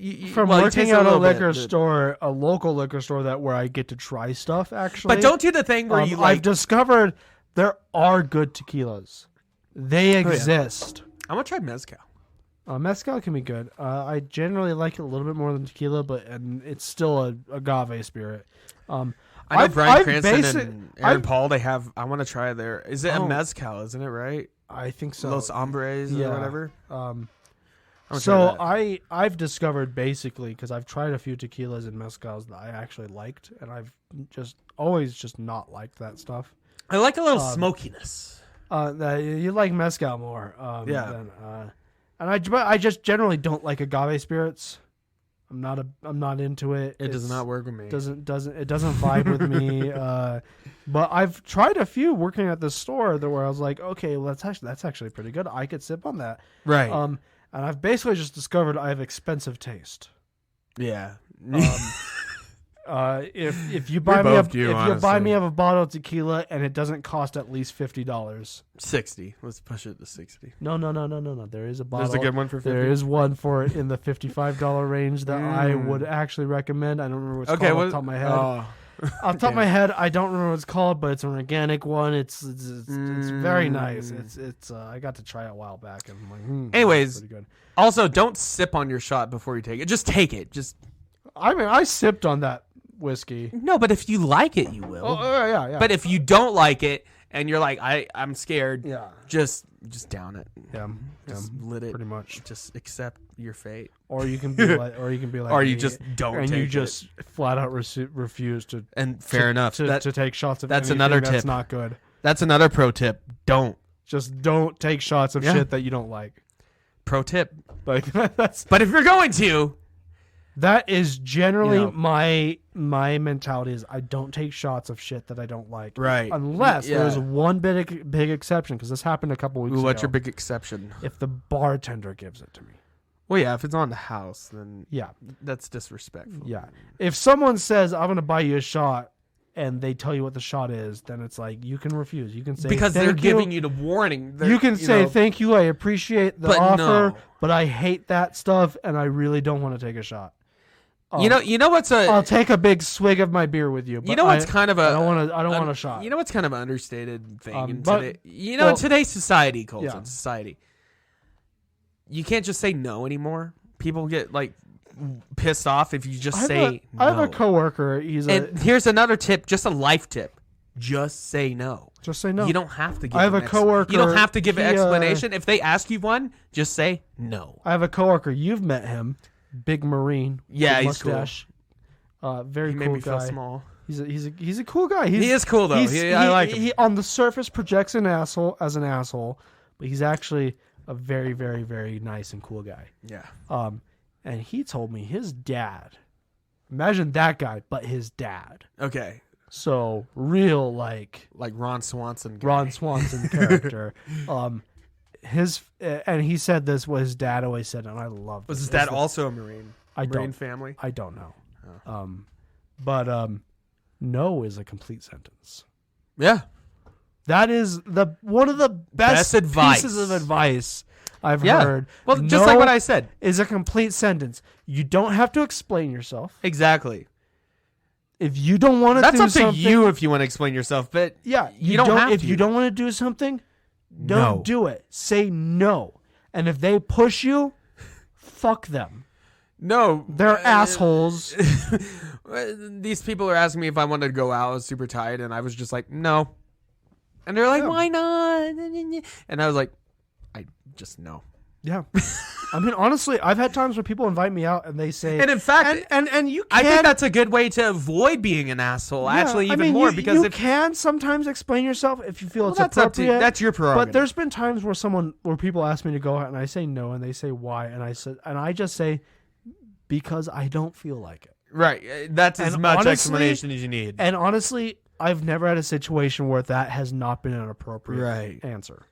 But I think it's fine. No is a complete sentence. This is a weird episode. But I think just saying no can help you avoid being an asshole even more. Like, instead of saying no because that's fucking stupid or whatever, just say no. Just leave it there. Just say no. That's all you have to do. No is a complete sentence. And if you want to do it, just say yes. Yeah. You don't have to explain. Mr. Gwynn. I like people that are... I like people of few words. I think they're more decisive. Yeah. No, I think that is legitimately though just one of the best pieces of advice. That's a great I've ever heard. Is just no. I already took my shot. I feel like I have to take another one though. Yeah. Well, I mean, there's options. I feel like. What, bitters? Or basically, is there something behind that? That's Polish Everclear. Oh, I'm good. I'm okay. No, I'm not joking. It's Everclear, but it's from Poland. No, that's the one you've had for years, right? Yeah, I refuse to open it. Unopened. It's unopened. Yes.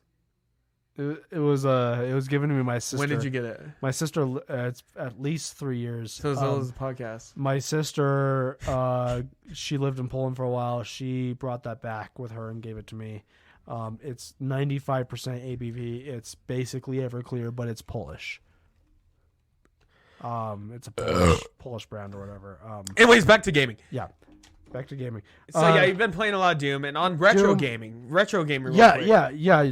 Go into this. This is awesome. So you've introduced. I'm jealous as hell. Okay. Yeah. I played around with emulation on PC. So a little bit. I introduced you, and then you introduced me, and then you one-upped me. You introduced me to emulation devices. Yes, console. Well, I guess console would be the word. You got me an Amber Dick RG5XX or RG35XX. RG35XX, whatever. Great stuff. Love it. It can play anything up to PS1. Really a fantastic. It's $55. Perfect for starting. It's not like the Miu, which is impossible to get because it's always out of Mini. Miu Mini. Well, even the regular one. Miu Mini is out of stock now. They don't carry it They anymore. don't even do it. Yeah. But the Miu Mini Plus, it's still hard to get because everyone buys it out. You have to like wake up at 4 a.m. to go on AliExpress. But anyways, but the Embernick RG35XX. If you're just getting into emulation, really perfect. great. If you want SNES, Game Boy, shit like that. A little bit of PS1. Little bit of PS1, but not all of PS1. Just a little bit. Just a little bit. Some Crash Bandicoot. Great little you can play Silent Hill pocket on that, device. You can play Silent Hill on that thing. You can. I haven't yet, but I have it on there. That's an option. Yes. Anyways, I love that thing. I will never stop loving that thing. Just because I have this thing doesn't mean I love that less. Before, because I know what you're going to talk about here. I'm gonna say this. One of the things that makes this so good is it's for beginners. Exactly. It is a plug and play. One I have, it arrives in your mailbox. You take it out of the package, put in an SD you turn it on because Ambernick's shady and they put a shit ton of ROMs, a lot of bloatware. You don't even have to put it in the SD card; it's already in there. You turn it on, and you can start playing games right out of the box. Yeah. So if you just want to play retro games, there's a lot of customization you can do. Well, you can install Garlic OS and whatever. But you don't have to. You don't have to. You can just out of the box start playing. It's great for beginners. But I just got Retroid. In fact, let's put links to buy these things. Let's do that. Fuck yeah. But I got the Retroid Pocket 3 Plus. Oh, yeah. Not the Pocket 3. I got to admit, dude, I'm a little bit jealous of this. That's fucking so this awesome. thing, it's kind of like a since we're not on video yet or whatever. Imagine a Nintendo Switch Lite, but a little bit smaller. A little bit, yeah. More compact, can fit in your pocket, thinner. It's still what I like about this is it's big enough to feel like a real gaming thing, but it really is actually small enough. Especially you have this little you got it with this little hard shell thing you slap on top, but still really compact. So I imagine this fits really well in a pocket. It does, and I slapped that on. Yeah, I have this it came with this little shell you can put on the front. It's not quite as leave in your jacket breast pocket as the Embernick. You wouldn't want to do this with that. The Embernick, the best thing about it is that it's literally like I just leave it in my forget jacket. about it. I just forget about it, leave it in a jacket, and then I'll put on my jacket, and I'll be out, and I'll be like, oh, hey, I have Super Mario. So the Retroid Pocket 3 Plus isn't one you forget about. It's one you always want. Mm-hmm. You don't forget about it. You know what I mean? Yeah. But it's... So I can play after doing... And let me say this. Like the Embernick, yeah, you can play straight out of the box. This one does require some setup and requires a little bit of know-how on how emulation works and dragging files and getting the right kind of files. And it doesn't come with pre-installed ROMs, although I use the ROMs for my Embernick to load this up. Yeah, the Embernick's a little naughty. Yeah, a little bit. But you can just... I mean, there's a lot of... So I'm just going to say this... Wait, but let me explain. For legal reasons, only take ROMs from games that you own. Wink, wink. Wink, wink. Vimslayer is pretty good. Vimslayer is probably the best websites. You didn't hear that? What are you talking about? What? Vimslayer? Huh? What is that? What? Anyways, I can play GameCube. You mean You mean VIMM.net? Anyways, let me explain myself, Colton. That is not a real website that you can safely, but still at your own discretion, download ROMs. I'm playing Mega Man X. Anyways, but seriously, let me tell you, be careful anytime you download ROMs. Well, you don't want those sketchy websites, but if you do want to do it, Vimslayer is safe as far as I know. So far. Anyways, this thing, I'm going to put it up, though, just for safety reasons. Yeah. Because I am a little swifty. In fact, I'm putting the thing on wrong. But this thing, Retroid Pocket 3 Plus, is amazing. Once you get it set up, once you get done with all the tweaking with the emulators and everything, get your cores downloaded. Like you have to know how to do this stuff. You have to have experience with this. It's not that hard because it runs on Android. Yeah. Has Wi-Fi, has Bluetooth even. You can download everything straight from the device if you wanted. I just prefer plugging it into my computer via the USB-C. Just plug it in, drag your files in, configure everything. And once you get it configured, once you get it set up and tweaked the way you want it, it just works. That's awesome. And you could just play with Retroid's home launcher if you wanted. Yeah. And it works perfectly fine. It's kind of a Nintendo Switch style ripoff. Yeah. But I recommend the Deshijo launcher. I My understanding of the Retroid is that compared to something like the Ambernick, where Ambernick, there's a recommended, if you're really into it, better OS and launcher and everything. But out of the box, it works fine. The Retroid is not one where if you are brand new, you don't have to get a new launcher. You don't have to, but it's also one where if you are brand new to emulation, have someone else hook it up for you. It might not be the best. Well, you can on eBay. There's some sellers that already have it set up. Yeah, that's the biggest thing about the Ambernick that people, most reviewers have said. Most big reviews like Retro Dodo and Wolf Den and people like that. I've been watching stuff. He does great content. Yeah, he's good stuff. Is that the Ambernick RG35XX is basically like it's super good for people who just want to play retro games. They don't know anything about emulation. They just want. Well, one of my coworkers, he saw me playing Ambernick one day, and he was like, "What's that, a Game Boy thing?" And I'm like, "Kind of." Yeah. Let me explain.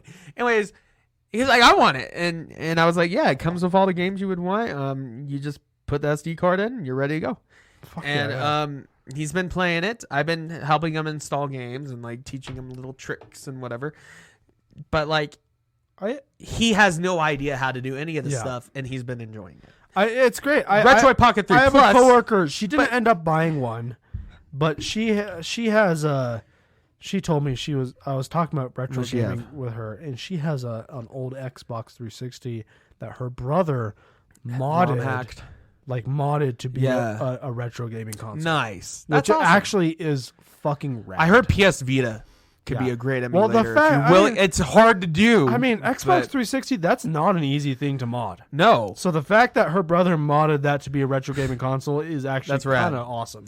But let me tell you, we were talking about it one day. It was after I got this, after I gave you your copy and yours and we were talking about retro gaming, and I was like, "Oh, you mean like this?" And I pulled it out of my pocket and booted up Super Mario World, and she's like, what the fuck is that? She didn't know these existed. I didn't. She's into retro gaming, but she doesn't know about retro gaming. I knew of their existence, but I was never. For a while, I was like, I'm satisfied with the retro games I can play on the Switch and on my PC. It's, I've barely scratched its the surface. own system is just so fun. And it's so the Retroid. Let me talk about Retroid. I gotta say, just in general here. Okay, I knew about these things for a long time, and it wasn't until I got the BitBoy one, which is don't buy the BitBoy if it's still available. It's very underpowered. I got that, and that's what convinced me, like, holy shit, I should actually look into these things more seriously. I wanted the Miu Mini for a long time, and then this came out, and I bought it practically I bought it the week that this was announced, is when I ordered ours. Like, immediately. And I bought it, and I've still barely scratched the surface because I don't have the Retroid Pocket or anything like that. I'm still on this. But I bought it, and when I was buying this, I was like, it was around Christmas time or approaching Christmas, and I was like, oh shit, Jackson would probably be really fucking You can listen to the episode where you gave it to me. Yeah. I was like... And thank you. I was like, Jackson would be really into this, and I'm going to buy him a Christmas gift anyway, so I'm just going to order him one of these as well. Which episode did you give it to me on? I don't remember. It was one... like the New Year's one or whatever? I think it was... I don't remember. That or like... Yeah. I don't remember. Whatever. But we have Christmas episodes. But yeah, Jackson opened it up live on the podcast. But I remember being like, Jackson would probably dig this. And I did. And I really want one, and so now I might as well just console. I might as well just order 2. Yeah. So I ordered 2, and it's just this whole thing where it's like, you can see how now that you have this, you can see how retro pocket gaming, not just retro gaming, but pocket retro gaming, is an entire hobby. Yeah. That people have. It's a lifestyle. Like it's a whole thing people do. But Colton, it's crazy. Let me explain a little bit more about the Retro Pocket 3 Plus. Yes. So it has touchscreen. It runs on Android and everything. Oh, it's a touchsine? Yeah, yeah. Oh, it's touchscreen. I didn't. Which makes it way easier to like navigate and whatever. Oh, that's cool. And Android, and it comes with Google Play Store installed. It comes with all the emulators you need pre-installed. It lets you decide which ones you want. Download all of them, so you can play all the platforms you want. Get the Daishijo launcher. It unlocks more from this device. It allows you to play more platforms, like any platform up to. You can play Wii games on this if you wanted, and some of them actually do run okay, like New Super Mario Brothers. Fucking insane. You can play Wii. What? I haven't really fucked around with that. I fucked around with DS. It's weird how it's formatted because DS, the 2 screens, you know. Oh, you're right. That makes it weird. But I have New Super Mario Brothers DS though. But on this fucking thing, Colton, we have. I bought it for my girlfriend, but I'm sure I could use it. We have an actual DS Lite. Oh, nice. That's cool. You could emulate the fuck out of that. It's hers because I bought it for her. So you're not going to like hack it. But I could use it if I came across DS games. And you could emulate it. But anyways, yeah. I can play PS2 games. Not all of them well, but you know, like some of them I tried. Like Devil May Cry is fucking broken on that. It just won't work. But it's too bad. That's too bad because that's a great game. I know. That's really. I mean, I could play it, but slow it down, like really slow it down. Yeah, but I can play Spider-Man 2. Not a game that's okay to play slow down. I can play GTA Vice City. I haven't booted up San Andreas, but I heard it runs well. You showed me Vice City before. You can play Vice City on the thing. I was like, whoa. You can play God of War. PSP games just works. Like you don't have to do anything. Like That's it plays amazing. PSP games right out of the box. And I've said this when we've talked about this off the podcast. PSP has a surprisingly God of War big, Ghost of Sparta. God of War Chains of Olympus. Huge library, way more games than you would Little think. Big Planet, Gran Turismo, and it plays PS1 easy. It plays everything up to PS1 beautifully. Like I gotta say, Sony on the game library for the PSP went fucking hard. They did actually, which is weird. Actually wild. Yeah. But if you want to try to play like GameCube all the time and stuff, I want to recommend it. But it can play GameCube. It plays Paper Mario great. Like I love Paper Have Mario. you tried Wind Waker? It works. Not perfectly. There's some frame dips every once in a while. It's the only. But it works. It works. It's playable. It's in the playable category. That's the only GameCube game that I really care about. It works, thing like this. and it plays. I'd want to play Wind Waker. It's playable. I wouldn't say it's like seamless. Yeah. There's a lot of tweaking you gotta do. A lot of like underclocking you gotta do. Right. But it works, and you can play it. PSP games work perfectly. Everything, like I said, PS1, everything below that works perfectly. It looks good. Awesome. Everything's colorful. It has a great resolution for what it is. Lot of fun. Love this device. And I wouldn't say it's 100% pocket friendly. You would have to have a bigger pocket.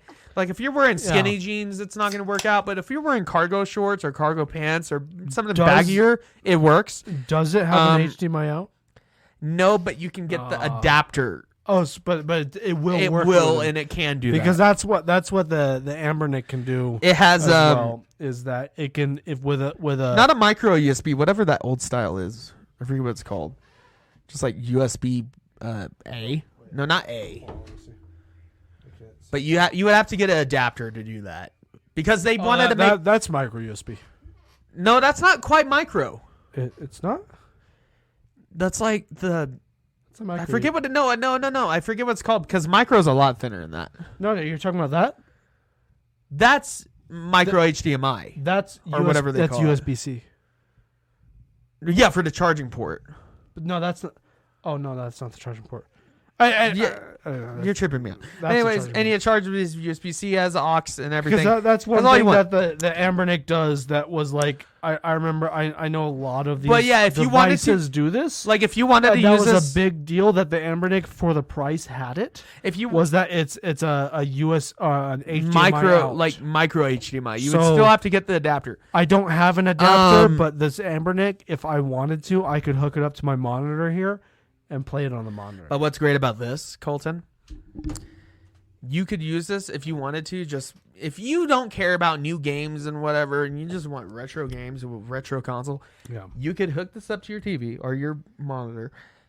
Get some Bluetooth controllers because it's Bluetooth, so any Bluetooth controller is compatible, and you can just use it as your home console if you want. You know, Jackson, I gotta say, I prefer it just portable. That's what it's made for. I gotta say, I've bought and sold. I sell a lot of stuff online on Craigslist and shit like that. I noticed. I do that a lot. It's only twice that I ever regretted it. All right, and then I want to move on to our next only topic. Twice. Yeah. I think I know what we're going to talk about. There's a lot you can cut out of this. But there's only twice that I ever regretted this. Okay. And that was an upright bass I sold. Also, the SNES Mini. I regret because you could have hacked it. I regret selling the SNES Mini. And also even unhacked, just I've vanilla. heard though the PS1 Mini is a very good emulation device. It's hard to set up. Takes a lot of know-how. Right.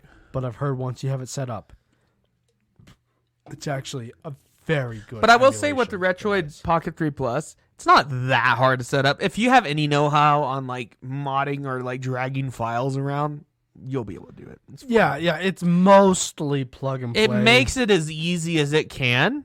Yeah. To do it, like it has a lot of setup, processes. I gotta say, what you've told me about it makes me want to buy one. It's nice. I'm very interested in getting one for myself. And like I said, you can play PS2. Like I was swinging around in Spider-Man 2. And also, since it has Wi-Fi and since it has Google Play, to your heart's content, if you have a good enough Wi-Fi connection, you could play fucking Xbox Game Pass on this thing. You could play PS remote streaming. Well, actually, I'm not shitting you. I played Spider-Man Miles Morales on this thing. Well, the thing with having Wi-Fi on I don't have the best Wi-Fi though. So with having Wi-Fi on a device at all, it unlocks so much. The reason why, when the Ambernic came out, people were saying one of the downfalls of it is it doesn't have Wi-Fi on it.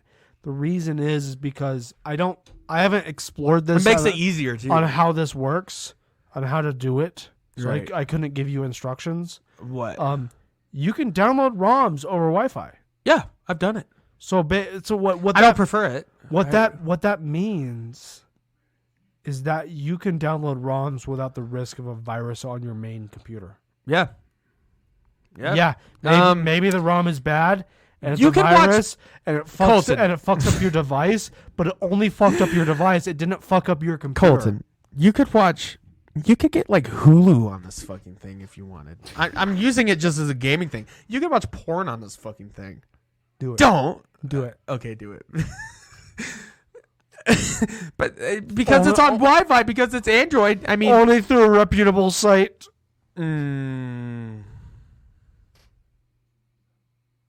I'm gonna leave it there. I'm not gonna go into detail. That's as much as we're gonna talk about porn. Yeah, it is. Anyways, let's move on to the next topic. Maybe game of topic. The year. There was Contenders. a third thing There's that a third you told contender. me about the other day. This one, I know you want to talk about, and we want to. Okay, talk let me tell you this, Colton. Do it. Let me tell you this. There's some games coming out later in the future that could also be contenders. This is an amazing game. Amazing year. Games coming out in the future. Spider-Man Starfield. 2. Spider-Man 2, yeah. Armored Core 6. I can't wait to play the fuck out of that. That looks pretty rad. Other games. It's other games that are going to come out this year that look awesome. But we're talking about... halfway through. We're talking about games... We're halfway through. We'll probably do a gaming episode like this at the end of the year. And just do a big wrap up. But we're talking about games that have come out, and there was one that just came out that you were texting me about, and I want to hear about. Okay, so Final Fantasy 16 just kind of fucking dropped out of nowhere. They came out the demo, and let me make something clear. I like Final Fantasy enough. I respect it. I've played the old school ones on my emulator. I've played like Final Fantasy 1 through 5, 3 and 7 4 a little bit back in the day. Yeah, the 7 remake I heard is good, really good actually. Yeah. But the new mainline Final Fantasy game just dropped, Final Fantasy 16.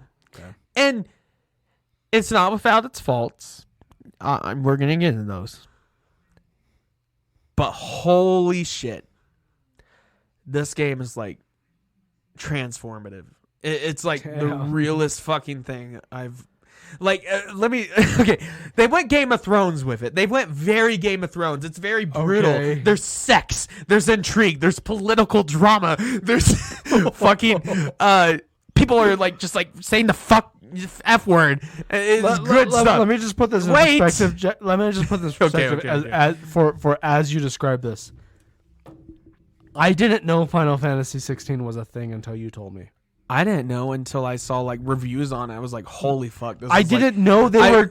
I missed the announcement. Well, I missed anything that they did. Let's take a back step. I didn't know until you texted me like a couple days ago when you texted me. That was my first indication that like, oh shit, that's even a thing. So Final Fantasy 15. I don't even know. I don't even know the aesthetic of the game. Oh, it's such a. Yeah, it's such a fucking aesthetic. So go. Okay. Final Fantasy 15 was the most recent one, which I heard is fun. You know, it's a big open world sandbox. You're driving a car. I've heard it's good, but it's not like listed among the best Final Fantasy games. But I heard it's good. But it's not the worst. Combat looks good. Kind of mid tier.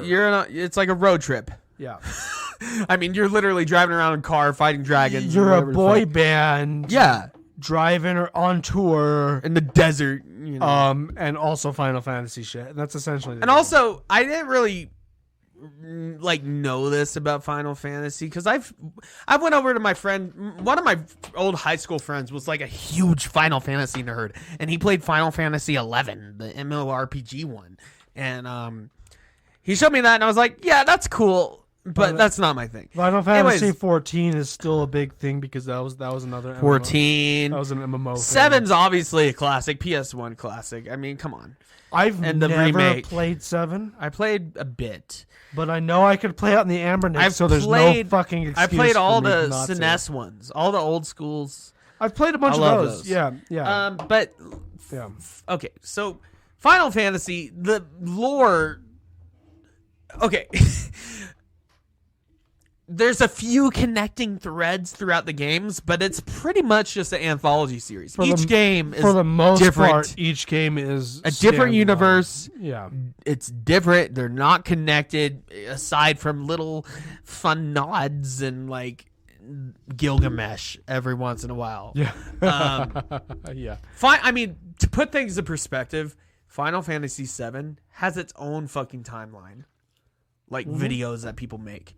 Yeah. Aside from the rest of the series. No, yeah, okay, no. So Final Fantasy, it's not like Final Fantasy ended up going like steampunk and like futuristic with 7, and like they went with the futuristic aesthetic for a while. So Final Fantasy is not like Zelda, where Zelda each game is its own thing. It's a convoluted timeline, but there is a timeline. Final Fantasy, there's no timeline. It's an anthology. It's straight up. Every game assumes a new universe. Unless they say specifically otherwise. Well, unless it's like Final Fantasy 10-2 or whatever the fuck. So unless they say otherwise, Final Fantasy is every single game is its own universe. Yeah. Which I actually think is awesome. Well, it leaves a lot of creative... And there's things that carry over, like Clyde. I mean, not Clyde. Yeah. Chide. Clive. Cloud. You know, there's similar names that show up, and there's creatures that show up, like similar hairstyles. Oh yeah, the anime hairstyles. Yeah. The chocobos, like there's stuff that transfers over, and they're like loosely connected. If you're like, oh yeah, it's like a fucking multiverse or whatever. Anyways, I have never bought a Final Fantasy game. I never intended on buying one. I played the old school ones. Everyone I've ever played has been through, like I played Final Fantasy.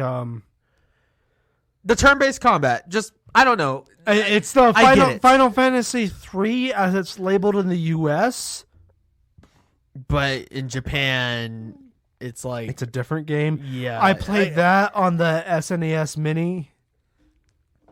Let me tell you, I love those old school Final Fantasy, and so those old school ones, 1 through 5, are just like Dungeons and Dragons, but anime, right?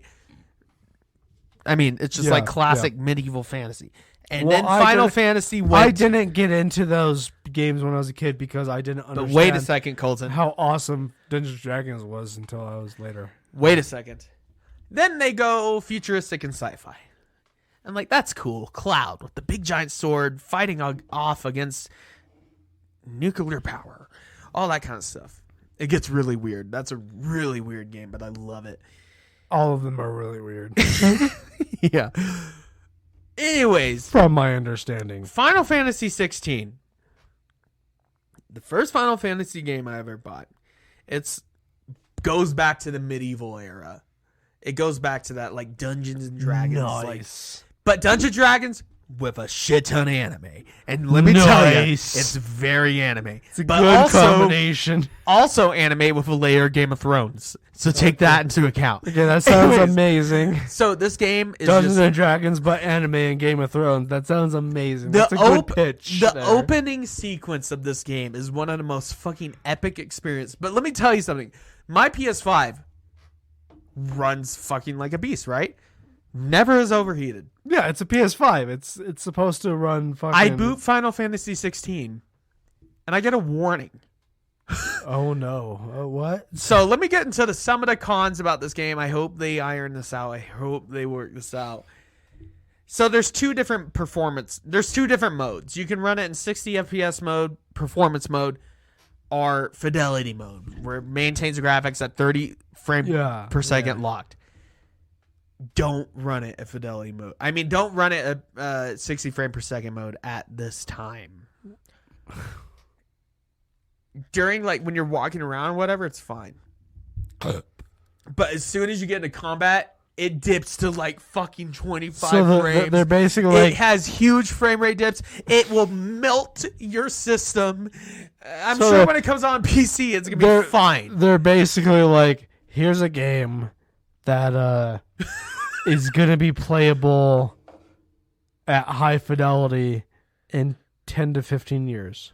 Well, I wouldn't put it that far. I mean, I hope they can update it where you can run it at 60 frames per second and have a fun experience. But right now, if you're going to play this game and want to enjoy it and don't want to like destroy your fucking CPU. Possibly that's the reason why Bethesda is launching Starfield at 30 frames a second, because they're just like, we don't want to have that situation. In fact, this should have just been locked at 30 frames per second.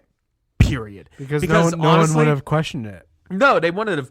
And honestly, if you just run it in fidelity graphics mode, the 30 frames per second lock, it runs great. I mean, that's an exaggeration. It doesn't run as good as you would want it to, but in the 30 frame per second lock, it's good. It's fun. It's great. Yeah. Anyways, run it in that mode. Run it in the graphics mode at the moment until they patch it enough where 60 frames works. Because I can imagine that 60 frames would be fantastic with the combat system. Oh, nice. Anyways, this game starts you out. And yeah, I got a warning about my PS5 overheating. Literally, the first time that's ever happened on Final Fantasy 16. Because I was running into 60 frame per second mode. Because I was like, I prefer performance over graphics. Which I do. But in this one, take the graphics, lock it at 30 frames. Good to You'll know. have a fun time. And 30 frames, come on, guys. Come on. 30 frames is what we've been playing with for decades, for years, and less than that. Time, yeah. It's been the standard. Let me tell you something. It's even now when I'm playing a game as someone who is like, I don't have the most amazing FPS. I don't have the most amazing computer. I don't have the amazing console. You lock it at 30 frames. If a game can do 30 frames a second, it's playable. That's fine. It's definitely playable. Maybe shut not the fuck up. Ideal, but it's fine. The fuck up, you PC elitist. And I'm sure when it comes on PC, when you can run it on your like GeForce like 9500 or whatever the fuck it is. I'm playing on Steam Deck, and I'm playing Cyberpunk 2077. This is gonna melt your Steam Deck. An average of 30 frames a sec. Or no, on your 40. Let me tell you. So Cyberpunk runs on an average of 40. That's fine. Yeah. Anyways, that's more than fine. That's more than the Xbox. So yeah, this game is not without its issues. If you try to run it on the 60 frames mode, because it's not out on PC yet, it's not only going to melt your system, but it's going to have huge frame drops. It's not going to be a fun time. But if you run it on fidelity mode, lock it at 30 frames, it is one of the best games I've ever fucking played. Like, no fucking... I'm not fucking with you, Colton. And let me tell you something, though. If you're an impatient gamer, if you just want to get into it immediately, Final Fantasy's not for you. No, it's never been that way. This game... Final Fantasy has never been a quick game. No, this game is like a prestige television. Like, the cutscenes... Like, for every 10 seconds of gameplay, you get a minute of cutscenes, on average. So if that's not your kind of thing, if you just want to play a fucking game and just, like, turn your brain off... It takes, on average, 36 and a half hours to beat Final Fantasy VII. That's just the main campaign. Oh, wait, 7? 7. Yeah, so imagine 16 is probably like I'm bringing that up as a... No. Final Fantasy has never been a game that you buy. You just jump in if you wanted just a quick experience. No. This is Final Fantasy is always you're dedicating the next month of your life. Let me tell you something.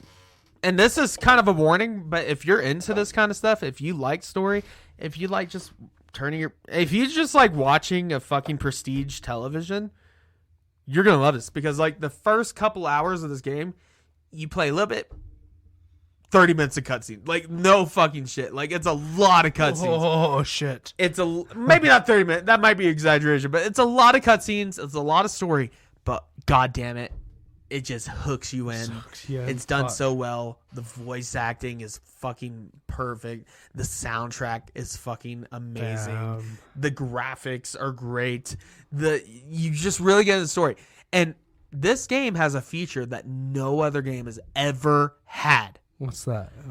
So if you hold the touchpad on your DualShock controller, or I don't know what you hold on the Xbox, but either way, you can pull up the lore on all the characters in a particular scenario and like the setting. You can literally pull up the lore in game seamlessly without going to Wikipedia or whatever. So it's like what The Witcher does, but it's like it's like what The Witcher does, but it makes it more accessible. It's more accessible. So like you're in a cutscene in games like The Witcher, you can do that, but you have to go into menus. It's seamless. Like you're in the middle of a cutscene or a combat scenario. And you're like, who the fuck is this guy? And like, what is this kingdom? What is the Iron Kingdom? What is this? What is it? You just pull up the fucking lore. You read it up real quick. And you're like, I know what this is. And when you're like, oh, I forget who this person was, just pull it up real quick. That's awesome. Back in the gameplay. Like, awesome. It knows that this is like a complex, crazy, like fucking lore that it just fucking invented, because every Final Fantasy game is a new thing. Yeah. So it's like, we know that. We're going to make it easy for you. That's awesome. We're going to provide the lore at any moment. It's like, who's that dog? Okay, that's the dog. It's the dog from earlier. And also, you have a dog as a companion. He's the best boy. I love when you can have a dog as boy. I love when you can have a dog as a companion, because I'm just like, he's such a good boy. He's such a good boy. I took some. I gotta show you this game, dude. But anyways, it is in Fallout 4. Yeah, right. I know you've gotten into modding. Dog meat. Dog meat. I have he looks like what the fuck, the cyber dog in New Vegas. Oh yeah, that's the mod I have. But there's a mod that basically makes it so that you can have dog meat as your companion outside of other companions. So you can still have a regular companion. I have that mod. I have that, and because I always have to have dog meat. It's the best mod ever, because you gotta have a good boy. Yeah, you have to, because he's a good boy. But let me tell you something, Colton. every fucking RPG, at least RPG, every RPG should have this mechanic where you can just quickly pull up lore. It's like, who's this guy? Oh, you can read about him right here, right now. You don't have to go to your phone. You don't have to leave the game. You don't have to go into a pause menu. It's just there. Great stuff. So, like, if you're like, oh my God, this is so I feel like if Elder Scrolls made it so...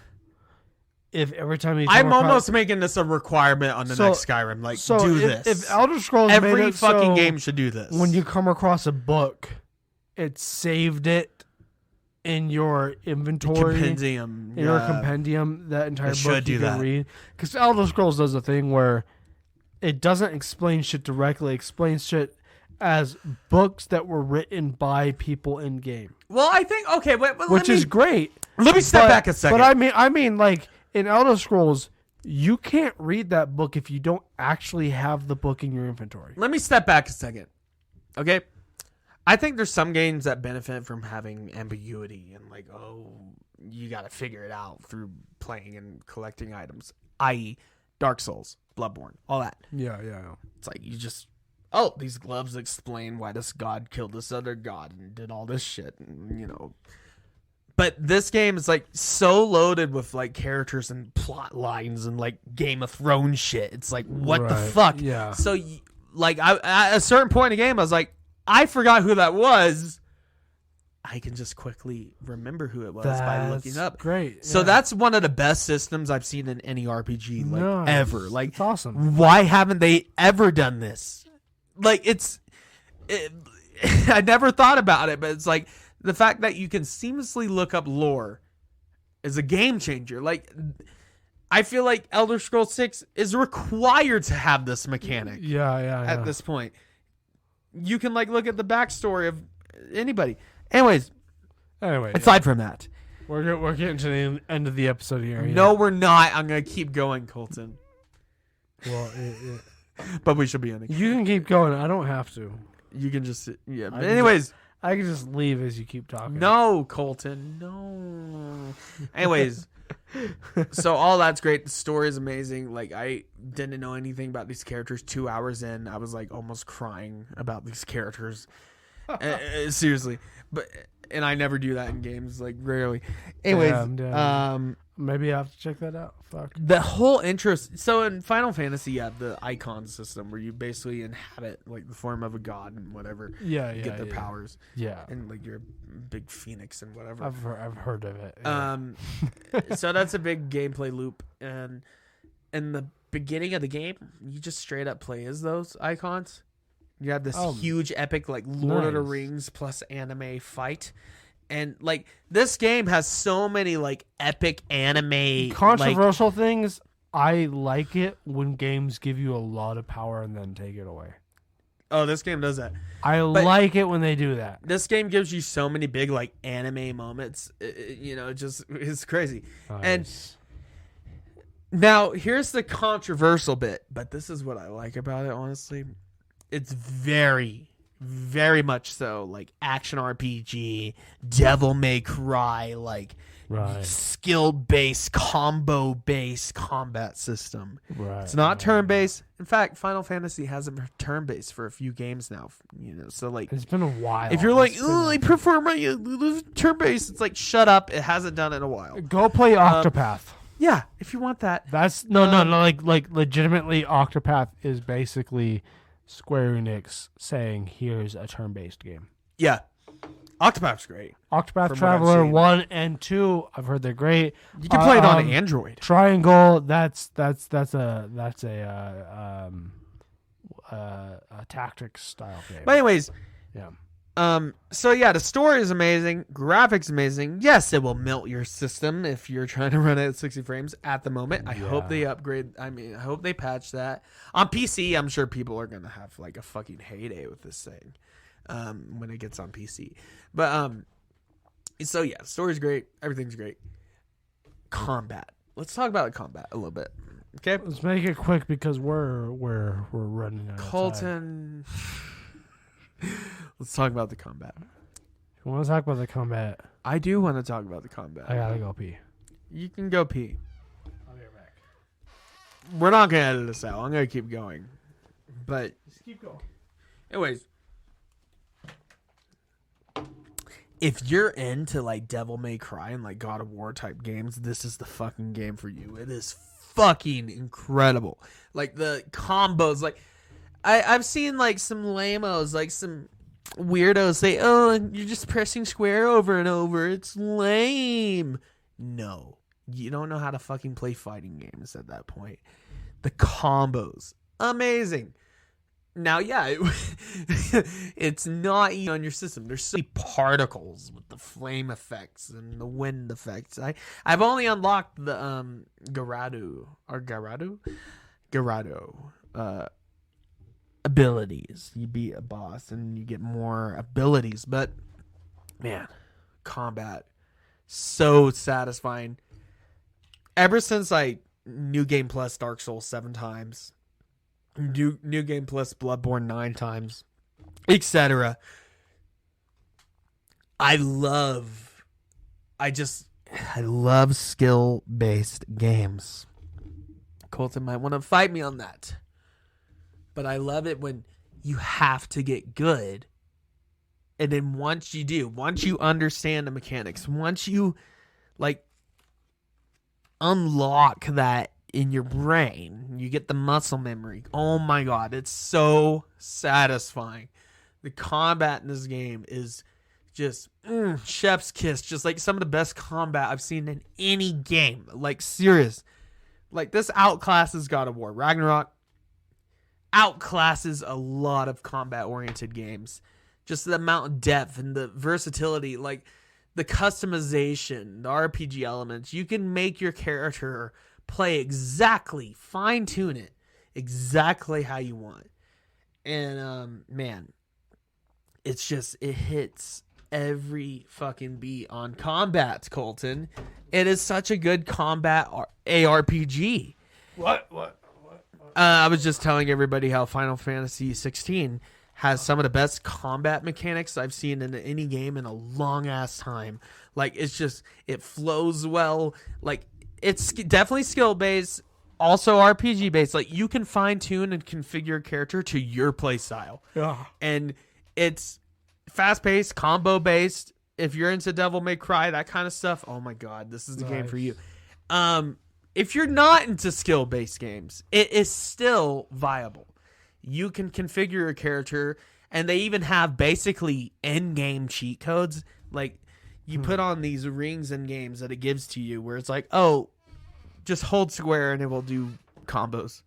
Oh, like, yeah, it gives you stuff to make it really easy. I don't recommend using those. It's like, you gotta get the skill. You gotta get good, because that's when it becomes so satisfying. Yeah. But it's not stupid hard. In fact, but the fact that they give them the options at all is it gives you the options, and there's a lot of points in this game where it's quick time events essentially. Yeah. But the quick time events and the big epic cinematic pieces, they count for your stats. Nice. So like the better stats you have, the better weapons and gear you have actually contributes to what seems like a pre-done QuickTime event. So like I was in a QuickTime event and it showed me the damage I did to the character, and I was like, oh, nice. And let me tell you, I had this funny moment. So I was in this big boss battle. It was a hard boss battle. I've New Game Plus Bloodborne like 7+ times. Dark Souls 7+ times. Yeah. And I'm used to hard boss battles. But oh my god, this boss battle was kind of being my ass. But then I finally like got good, right? And there's so much depth to the combat system, and there's so much like versatility, like the way you can customize it to your liking. Yeah. The different skills you want. And this fucking boss battle though, I was fighting this hot anime chick. Of course. Of course. It's very Games of Thrones. There was a scene where she was fucking a guy and he was like, actually, no. And like, anyways, there's a lot of Game of Thrones stuff. But fighting this hot anime chick, like edgy anime chick, and like she has all these crazy powers, and I was having a hard time for a while. But I got to the point in the battle, and like my character got like grabbed by her and like slammed to the ground. It was fuck. My character was literally said, fuck. in the middle of this like big epic moment, like, and then I like perform combos on her, and she's like, "Fuck." And it was just hilarious, like these like honest, genuine reactions of these characters, and like they're real people. Nice, and sometimes they just lit out the F-bomb. No. You know, just fun moments like that. But like I said earlier, while you went to the bathroom, the combat loop in this game is what makes you want to. Well, the story makes you actually sit there and just watch and let it happen to you. Like seriously. I am very hard on like big cutscenes in games. Hogwarts Legacy, I skipped so much of that shit because it was just so uninteresting to me. Hogwarts Legacy is, and that's another game that came out this year. We can talk a little bit. We could spend some time talking about that. We're not going to right now, but I like it. It's fun. The open world's fun. It's Harry Potter. Like it has everything you could to an extent. Right. It doesn't feel Harry Potter. It has the major. It has a major issue. How do I put it? Just a wooden dialogue. It's just Hogwarts Legacy is good for the first 30 hours. Oh, you played that much of it? I only played like 25 hours. I played 20 to 30 hours, somewhere in that range. And then it's nothing. Well, it doesn't have for the rest of the game. And you know why? And the combat's fun enough. When I say 20 to 30 hours, I mean assuming that you were like us and actually doing side content, exploring the world, not rushing through the story. Yeah. So Hogwarts Legacy, I like the combat loop. It's fun. Combat looks good. It's good combat. I like the exploration. I like the world. It looks good. Has frame dips. Has problems, just like Final Fantasy 16.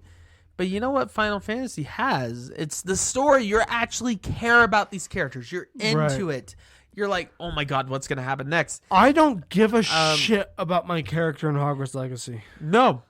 I don't like him. My character, he's an unlikable wooden dialogue. He's a psychopath? Yeah, he is a psychopath. He's like, that's on Ragnarok's blood. He's and every time you accept a side quest or something, he's like, I'll get around to it if I feel like it. Right. And that's it. That's fucking it. And like he never has any and the irony of this character. You're like killing poachers, right? And he's like, yeah, get fucked. And then you're also a poacher. But he's not even that interesting to say get fucked. No. He's like, it's on your hands. It's on your hands. It's your fault that you're dead. It's a Ragnarok's fault that you're dead. I hate it. It doesn't feel Harry Potter. Like the story doesn't feel Harry Potter.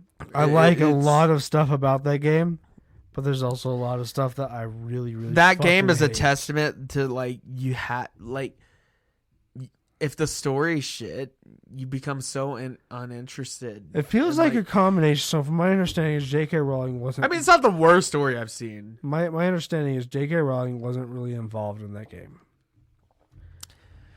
Good thing because J.K. Rowling transphobe is a piece of shit. However, and then on the other hand, but it seems like at the same time her legal team would basically, this is what it feels like, is her legal team probably came in and says you can't do X, Y, and Z without her consent, right? And they didn't, and she wasn't involved in the game, so she couldn't do those, so they couldn't do. So it feels like there's a lot of Harry Potter stuff they could have done that they didn't, because since she was not heavily involved in the game, because she's a piece of shit. I'm just gonna say that over and over again. J.K. Rowling's a piece of shit. That they couldn't do much. It feels like the story in Hogwarts Legacy feels like very much like it's a very surface level video gamey. Like it's a very surface level. Like if you gave some 90s developers who didn't know about Harry Potter at all the basic concept of Harry Potter with some very basic concepts of the world, and then they made a video game. Right. With Final Fantasy 16, however, like not only and then on top of that, you said you also can't infringe on these other things about this world. Not even like you have free range, you just can't do this stuff. But you have free range, but you can't do this stuff. And you also can't do all this other stuff that would be interesting, but you can't do it. because J.K. Rowling is probably gonna write a fucking book about it later. Yeah. Yeah, it's ridiculous. That's how I feel about Hogwarts Legacy. It's a nothing game. Like it's fun on the surface, but when you get into it, the lore is nothing, and the story is nothing, and the characters are nothing. It has fun gameplay and nice graphics, and it's a cool world. It's nice graphics, but if you don't care, what's the point? Yeah, Now, if you've never... It kind of opened my eyes to, like, I've said for a while, like, okay, J.K. Rowling is a piece of shit, but Harry Potter is fine. She's a great writer. We got to give her Harry that Potter credit. is good. She's a great writer. But it seems, from what I've learned from Hogwarts Legacy, it's like, okay, well, maybe there just shouldn't be more Harry Potter stuff. Right. Leave it alone. Like, maybe she should just fuck off. And that there shouldn't be new Harry Potter stuff, because it seems like she's so controlling over it that anytime she lets someone do what they want with it, they really can't, though. Yeah. Well, you know, I don't know. It's weird. Anyway, anything else you want to touch on? Yeah, with Final Fantasy 16, I have a little bit more to talk about. So, like, there's all these grand, huge moments. And, like, these characters I knew nothing about, right? Got me invested. Got me to care about these characters. You play as one of these characters, and you have this huge triumphant moment, this huge, big, epic battle in the early game. Yeah. You're like, yeah, I did it.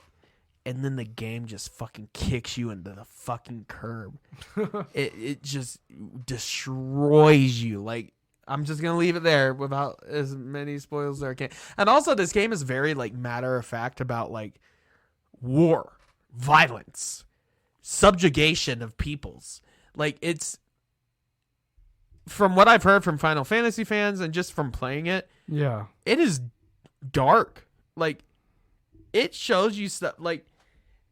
So basically, in this world, without giving away too much, but basically, magic users are enslaved and subjugated as like slave warriors. Like, okay, yeah. They're forced. It's like, you can do magic good. Okay, you're gonna fight in a war for us, and we don't care about you. They're treated like fucking. You're just treated as pawns. You know, as like technology. Exactly, and there's a lot of that in the game. Okay. And you're, of course, as in every Final Fantasy game, one of the through lines, you're part of the resistance. You're in this ragtag group of cool anime guys, and it's like, right. Yeah. I mean, I want that shit. I want that shit. Absolutely. And it has all its big anime moments, and it does them at the perfect time. But it also just has real, just like emotional moments. Like, there's times where I forget that it's a game, and I think I'm watching like a new cool like TV show or something. That's wild. And then there's times where it's like, oh yeah, this is also a video game. Yeah, we're gonna do like quick time events and crazy cool stuff. Video games and definitely anime battles. Have, no matter what some gamers try to claim, video game stories have sometimes work because they're video games. Exactly. Well, because you're invested, because you're not only watching this character, but you're playing as this character. Some video games fans will be like, "Oh, this game would work great as a TV show." Would it though? It works better as a game. Like, maybe it would, but Last of Us has a great example. Just because you're really into it does not mean it would be good as a movie or and TV man, show. Clive is OG.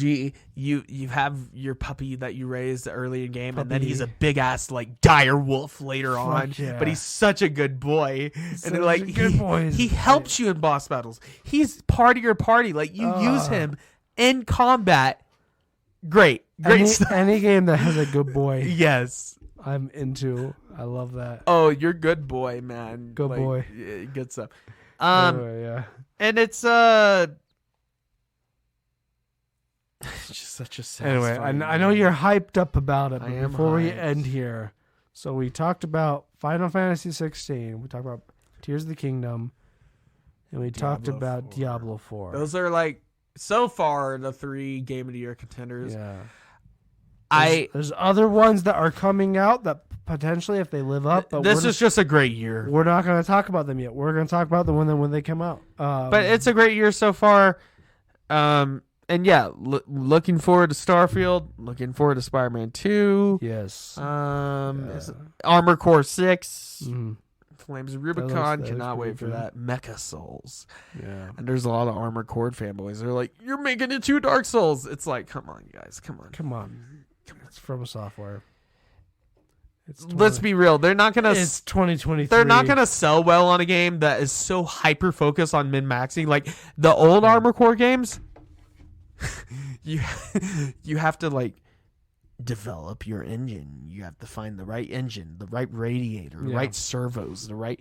Like there's so much to it. It's like too much. There's an old school type of gaming that doesn't exist anymore.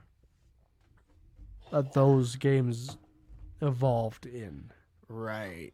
That you just can't. And this new one still has the min-maxing stuff, but it's a little bit more simplified. You just can't do that. Instead of worry about your radiator and like the fucking oil you're using in your mech, no, you get your missiles, your melee weapon, your travel. Right. Are you a tank mech? Are you a lightweight fast one? I hope it has some sort of like engine management stuff. Well, you still pick out your engine, but cool. You don't have to pick out your radiator and your coolant systems and like all that. Yeah, you don't have to be a mechanic. No.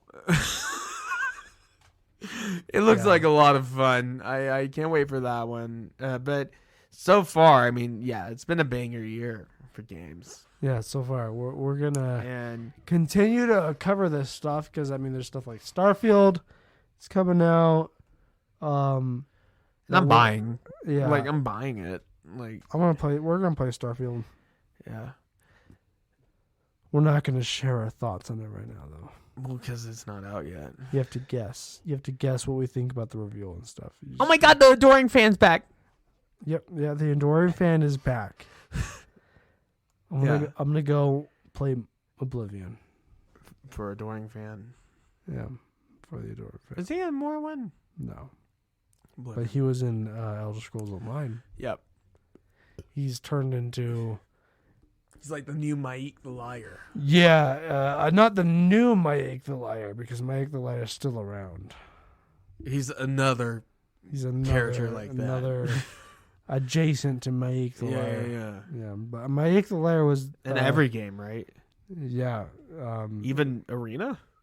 No. Daggerfall? No. His first appearance... Morrowind. But he was in Elder Scrolls Online as well. Yep. He was in Oblivion and he was in Skyrim. Yep. Yeah. I like the mod that lets him be a follower. Yes. It's good. We love Maik the Liar. We'll do an episode someday about video game NPCs. I know, that's been something you want to do. At some point. Yeah. But we should probably end it now. We're over 2 hours. Yep. Long episode. Yep. Of us just shitting around. Yep. Anyways, follow All Drunk Pod on Instagram at All Drunk Pod. Give us a rating and review. That would be much appreciated. If you listen this far, you might as well take the time to leave a review. And yeah, check out the link tree. That's got like all our platforms, whatever you prefer. And Morning Oddities, our other podcasts. Good stuff, fun stuff. See you next week. Yes. Hopefully, we'll get to do comics. Yeah. That'd be good. I'll do it. We'll do it. See you next week. Stay safe. Stay frosty. Don't drink and drive. I don't know why I said that like question. Don't drink and drive. And also, listen to our advice. Just say no. Just say no. But not to our podcast. Say yes to that. No is a complete sentence. Yeah. This is not a test. I repeat, this is not a test. The Odd Drunk Podcast recommends you follow their Instagram and join their Facebook group for more fun content. To visit all of our current streaming and social media platforms, visit the link tree in the description. If you enjoy the show, we would be appreciated it if you would leave a review on Apple Podcasts. The Odd Drunk Podcast would like to remind you to drink responsibly and not to drink and drive. Okay, Colton, you can roll the outro now.